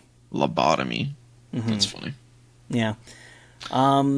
Just a sad case of a smaller studio, not a talented studio that couldn't sustain itself. Yeah. For unlucky reasons, I guess. Yeah. Rest in peace, Lobotomy. Mm-hmm. Well, I guess I'm on my last one here. Am I gonna pick the one that you have last? That's the question. Well, I have a few more, so. Oh yeah, you said you have 6 total. Actually, no, I have 7. Pardon me. Oh shit. Okay. Well. All right. Well, I'll pick one that I know you don't have because you said you didn't have any Japanese ones. Yeah. Gonna go with Clover. Oh yeah. So these guys made Beautiful Joe, God Hand, and Okami. Yeah. And I mean, Okami has been remade or remastered like twice. At least 3 times at this point. Mm-hmm. It's an amazing game. There was one on the Wii. There's one on PC, and was it a sequel or a remake that was like on the 3DS? There was. Oh yeah, it's certainly probably or Wii U maybe. There was one, and I know there's a remaster on PlayStation because I have it. Yeah. So. God, yeah, I don't have much to say. Joe so much. Yeah, Clover Studios. Let's see what we can dig up about them. Yeah, they were under Capcom. They had oh god, they had a bunch of really talented people there. Shinji Mikami. Yeah. Yeah, so basically they kind of live on because a lot of the studio moved to Platinum. Yeah. So they technically live on, but they obviously don't have any control over their properties. Yeah, they don't have any control over the brand, and of which Capcom has done nothing with. Yeah, and some of those people, besides the remasters, I guess, some of those people had been with Capcom for a while. Like, I'm just gonna like check to make sure that I've got all my names right and all the times right. So yeah, like Shinji Mikami, Atsushi Inaba. Yep, and Hideki Kamiya. Yeah. Who is infamous for blocking people on Twitter. But he had worked on... I don't blame him. Twitter sucks. Yeah. Kamiya had worked on the beta version of Resident Evil 2, which had a lot of changes, but... and then went on to work on Devil May Cry, and then within Clover on, a number of the games that we listed, the Beautiful Joe and Akami. And then when Clover was shut down, he went and established Platinum Games along with there were two companies, Seeds and Odd, and merged into Platinum, of which he was part of that. So a lot of these people did end up at or with or alongside Platinum. And you can see that legacy in like the Bayonetta games, which are all but canonically sequels to Devil May Cry. Oh yeah, for sure. They are. There's a lot there that is sort of legally distinct, but it's very clear that it's meant to be Devil spiritual May Cry. Successor. Well, I mean, there's stuff in there that's like story connections, but they're like the idea. They're just different enough to be legal. Yeah, like killing demons and then turning them into weapons, and then using the names of the same demons from Devil May Cry. But those are demons from those names come from mythology, so you can't copyright them. You can't copyright them, but it's very clear that it's supposed to be sort of the unofficial continuation of Devil May Cry from the people who made it. How do you pronounce his name? Hideki Kamiya? Yes. Hideki Kamiya, yeah. Had a really good video with Mega 64. Yeah, this was probably the shortest studio, like the shortest life studio that we've talked about. Yeah, they were only around for a few years, and every single one of their games was well received. I remember everybody was like, what the fuck, why would you close these guys down? Yeah, another Tango Gameworks kind of situation. Yeah. Yeah, they were founded in 2004 and closed in 2007. So yeah, 3 years. Flash in the pan. And in that time, they made a bunch of bangers. Beautiful Joe 2, Akame, God Hand. Crazy. Yeah. Rest in peace, Clover. All right, so my last one. This one's more recent. Volition. I do not have them. How did you not have Volition? Well, like I said, I stopped at what is it, 7 or 8, because I was like, Volition was like I have enough. One of the first ones I thought of because it's so recent. They made Red Faction, they made Saints Row. Oh man! They started out. Saints Row was just a straight up GTA clone, and then they said, let's fucking get goofy with it. And every Saints Row game after that got progressively weirder until it kind of got to a point where there was nowhere else they could go with it. No. And then they fucking they were told to reboot because they got picked up by Embracer Group, and it was like, reboot Saints Row, and they did, and it did not do well, and they were promptly shut the fuck down. Yeah. Yeah, and prior to being Volition, they also made the Descent games. Like the Free Space games? The fucking 6 Degrees of... No, the fucking... like Descent was a space shooter. Yeah, hold on, let me bring up... Yeah, the Interplay game. The 6 Degrees of Freedom shooter.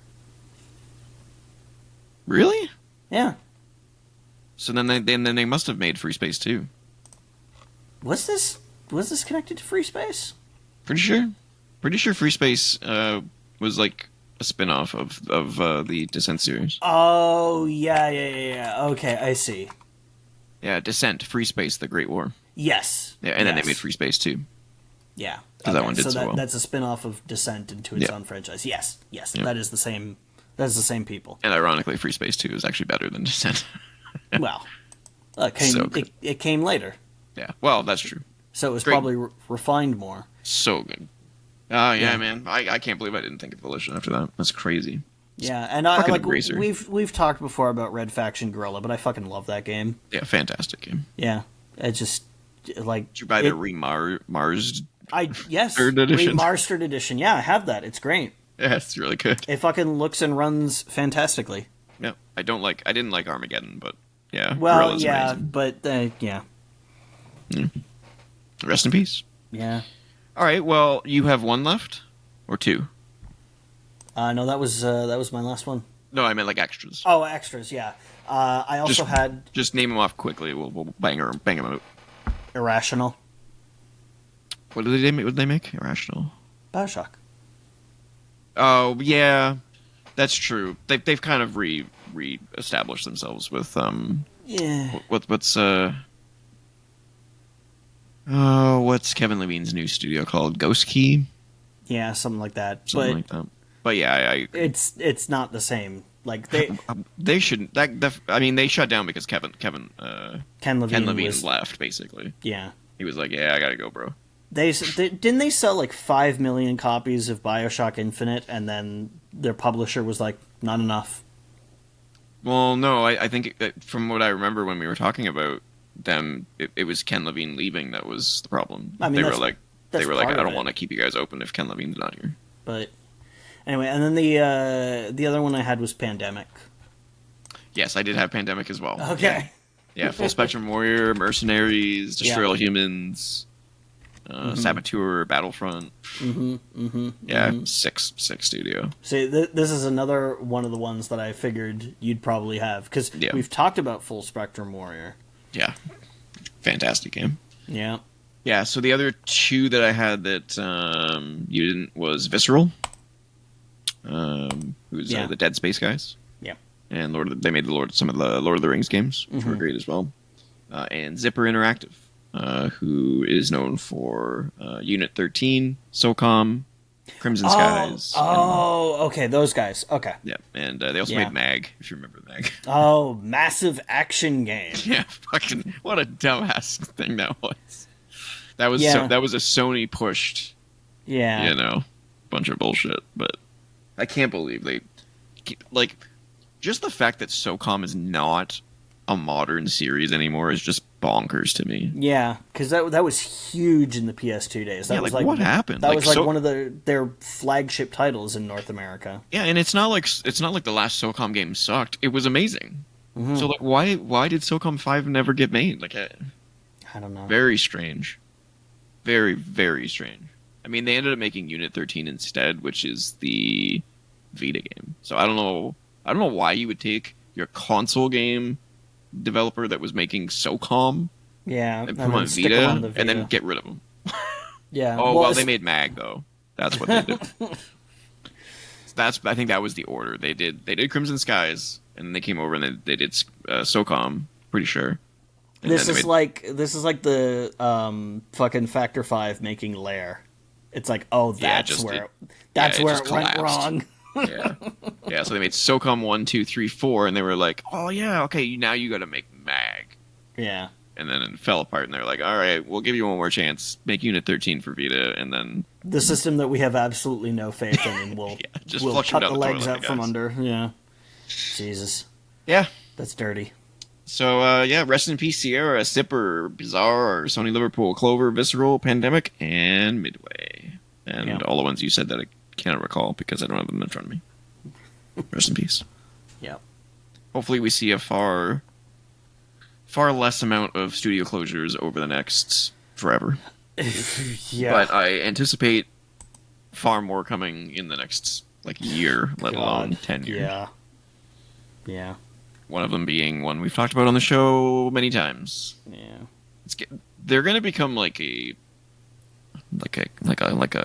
cursed word that we can't say. Yeah. Unfortunately. All right. Well, that is topic of the week, and you know what that means? 20 questions. We are into 20 questions. It is my pick this week, which means you have to guess. And I picked a fun one.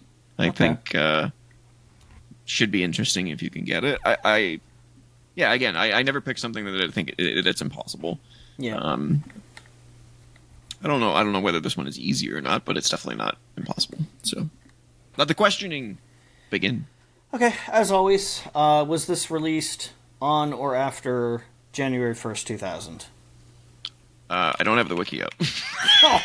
You are so prepared. Give me a second. You don't even know that off the top of your head? It's... I can't say why. So did this come out in the 70s, 80s, or 90s? No, did this come out January? Did this come out on or after January 1st, 2000? Okay, so it's pre-2000. Did this come out on or after January 1st, 1990? Yes. All right. Is this game exclusive? It is exclusive. It is exclusive. Is this a first-party title? Is this game on the Super Nintendo? No. Is this game on the Genesis? 6. Is this on the N6? Is it on the PlayStation? Is it on the PC? Yes. Questions in. I've only established a platform. Is this game a first-person shooter? No. That's 10. Yeah. You burned through those real quick with the platform. Yeah.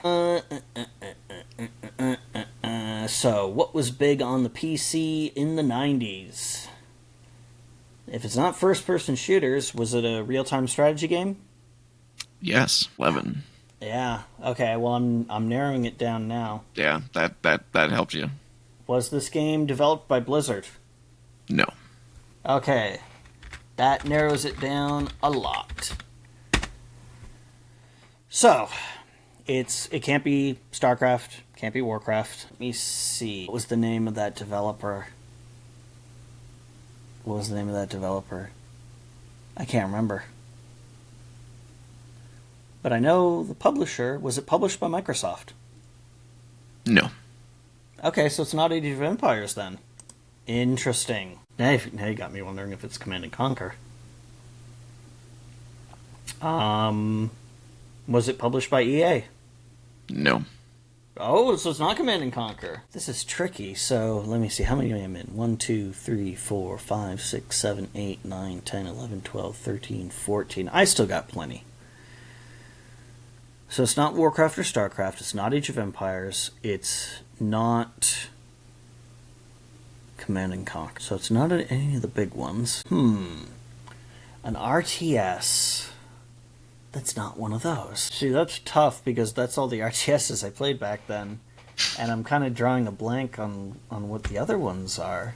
I know that they exist, but I'm struggling to think of them off the top of my head. While you're thinking, I think I own this game. I'm going to check my display. Your library. Okay, now, if you could just move your shoulder out of the way. I grabbed it.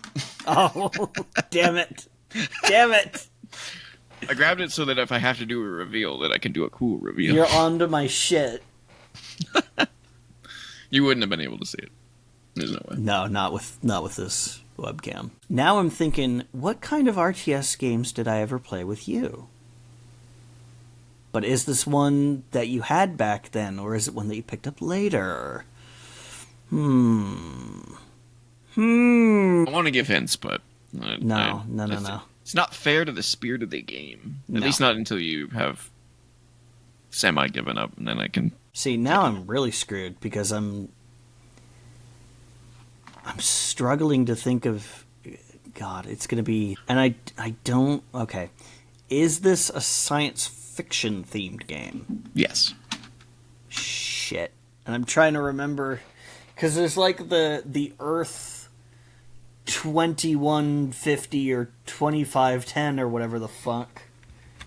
That's 15. You have 4 questions and a guess. Yeah. But I don't remember what the names of those games are. Science fiction RTS that isn't StarCraft. I'm so fucked. I love this game. Not like, the game we're talking about. Yeah, okay, I was about to ask, like, this game specifically? I may love this game. Well, if you own it, I assume you probably have a decent opinion of it. True statement. I very rarely keep games that I hate. Mm-hmm. I remember I bought a Kirby game that I really hated, and I couldn't stand seeing it on my shelf anymore, so I got rid of it. I don't remember which Kirby game it was, though.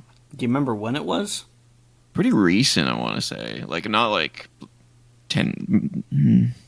I want to say it was probably from the Wii or Wii U. If I had to guess. It was really bad. Whatever. Oh, was it Kirby's Epic Yarn? No, I don't think so. Well, what are you looking at it for? You said you sold it because you couldn't stand to have it on your shelf. It's not going to be there. No, I mean it may have been that game. I don't I don't hate that game today, but maybe I did back then. Yeah. That could have been it.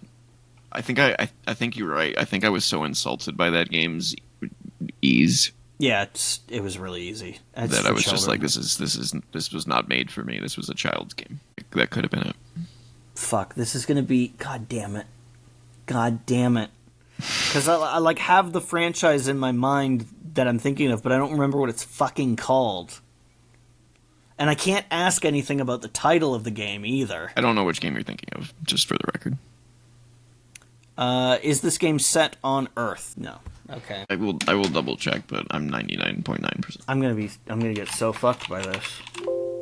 Yeah, I am correct. That's 16. 3 questions and a guess. Fucking drawing a complete blank. Yeah, this game's tough, man.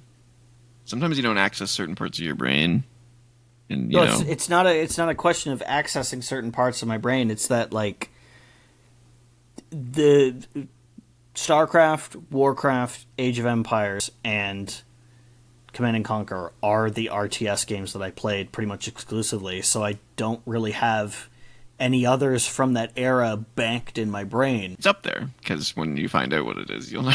Yeah. You'll know. I'd be shocked if you don't. I mean, It's not like a... No, because that was published... I was like, is it like a Mech Warrior game? Was there an RTS Mech Warrior game? But those are published by Microsoft. I get it. I get the frustration. Yeah. You can give up. No, I'm not going to give up. You always say you can give up. I'm not going to give up. What's I'm the just point? putting it out there. Not to... No, it's pointless because I'm either gonna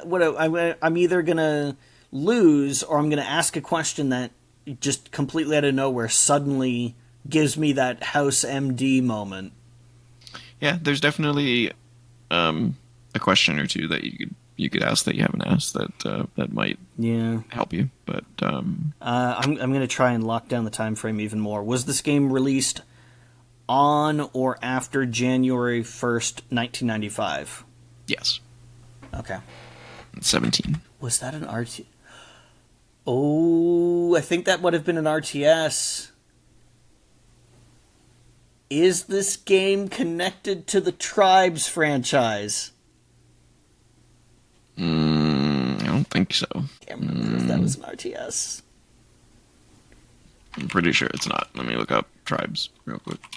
Well, Tribes isn't. I know what Tribes is. Yeah. I just don't know what game the answer is no. So it's not Star Siege. Fuck. That's 8. That's 18. Yeah. You have one question and a guess.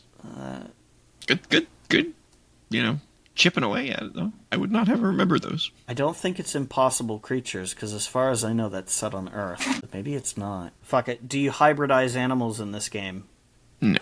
No. Okay. I didn't think so. So I'm on my guess now. This is literally the only science fiction game. It's not even an RTS, but it's like no shit, because I don't think that game is even post 95, so it can't be Master of Orion 2. Or was that 96? But that's not even an RTS. Even by the loosest possible definition, it's not. I have one more in my brain, and I don't even think it's... I think it's post 2000. And I can't even remember the full title of the game. Can I look up a game that I know exists just to confirm the title is what I think it is? Is that allowed? I think that's cheating. Is that cheating? I think that's cheating. I have a fucking physical copy of it. If you are close, like if you get the title off by like a word, like I'm not gonna. Okay. I would consider that a win because I know what you would be referring to. Is the game Moon Earth 20 something? No, it is not. Okay. All right. Do you want me to just tell you or give you hints? Just show me the fucking box. Well, here I'll show you the back, and that might help. Actually. All right. No idea, because that's obviously an advertisement. I don't fucking know. Homeworld was an RTS? Yes. It was a 3D RTS. I always had it in my brain that Homeworld was like Master of Orion, and it was more of like a colony thing. Shit. No.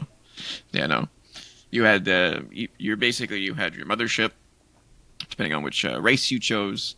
and you had to use your mothership to create units and explore a big space map and take out the other enemies. And it literally says right on the cover. Yeah, 3D real-time strategy. What year did that come? That must have, because Half-Life came out in 1998, so that's really close. That's 1999 it came out. 99, yeah, okay. Yeah, and it was remastered in 2015. Oh, okay. Published by Sierra Studios and developed by Relic Entertainment. Yeah, Homeworld was not even in my brain for Bummer. this. Yeah. Thought you would have got it though. Yeah, it is a great, one of my favorites. This is one of the first games I actually bought the soundtrack to the game because the music is fantastic. You know, there were a lot of RTS games that had really good soundtracks, but I suppose if you're going to be sitting on a screen and not like changing gameplay a lot, you gotta have some kind of dynamism some other way. Yep. Like fucking Command and Conquer has an amazing soundtrack. The Age of Empires games have great soundtracks. Like, yeah, you got to be able to bob your head to. Yeah, you gotta have a banger to listen to. Otherwise, all you're hearing is yes, sir. Yeah, yes, sir. And click, click, click, click, click. Yep. Yeah. Yeah. And guess who's awake now? Yeah. The beasts within. That's who you are. You're the beast within. You go. Okay. Now you're just gonna. Come here, Mike. Come say goodbye to everybody on the show. Thunk. Oh, he looks super impressed. Yeah, he definitely loves being up here.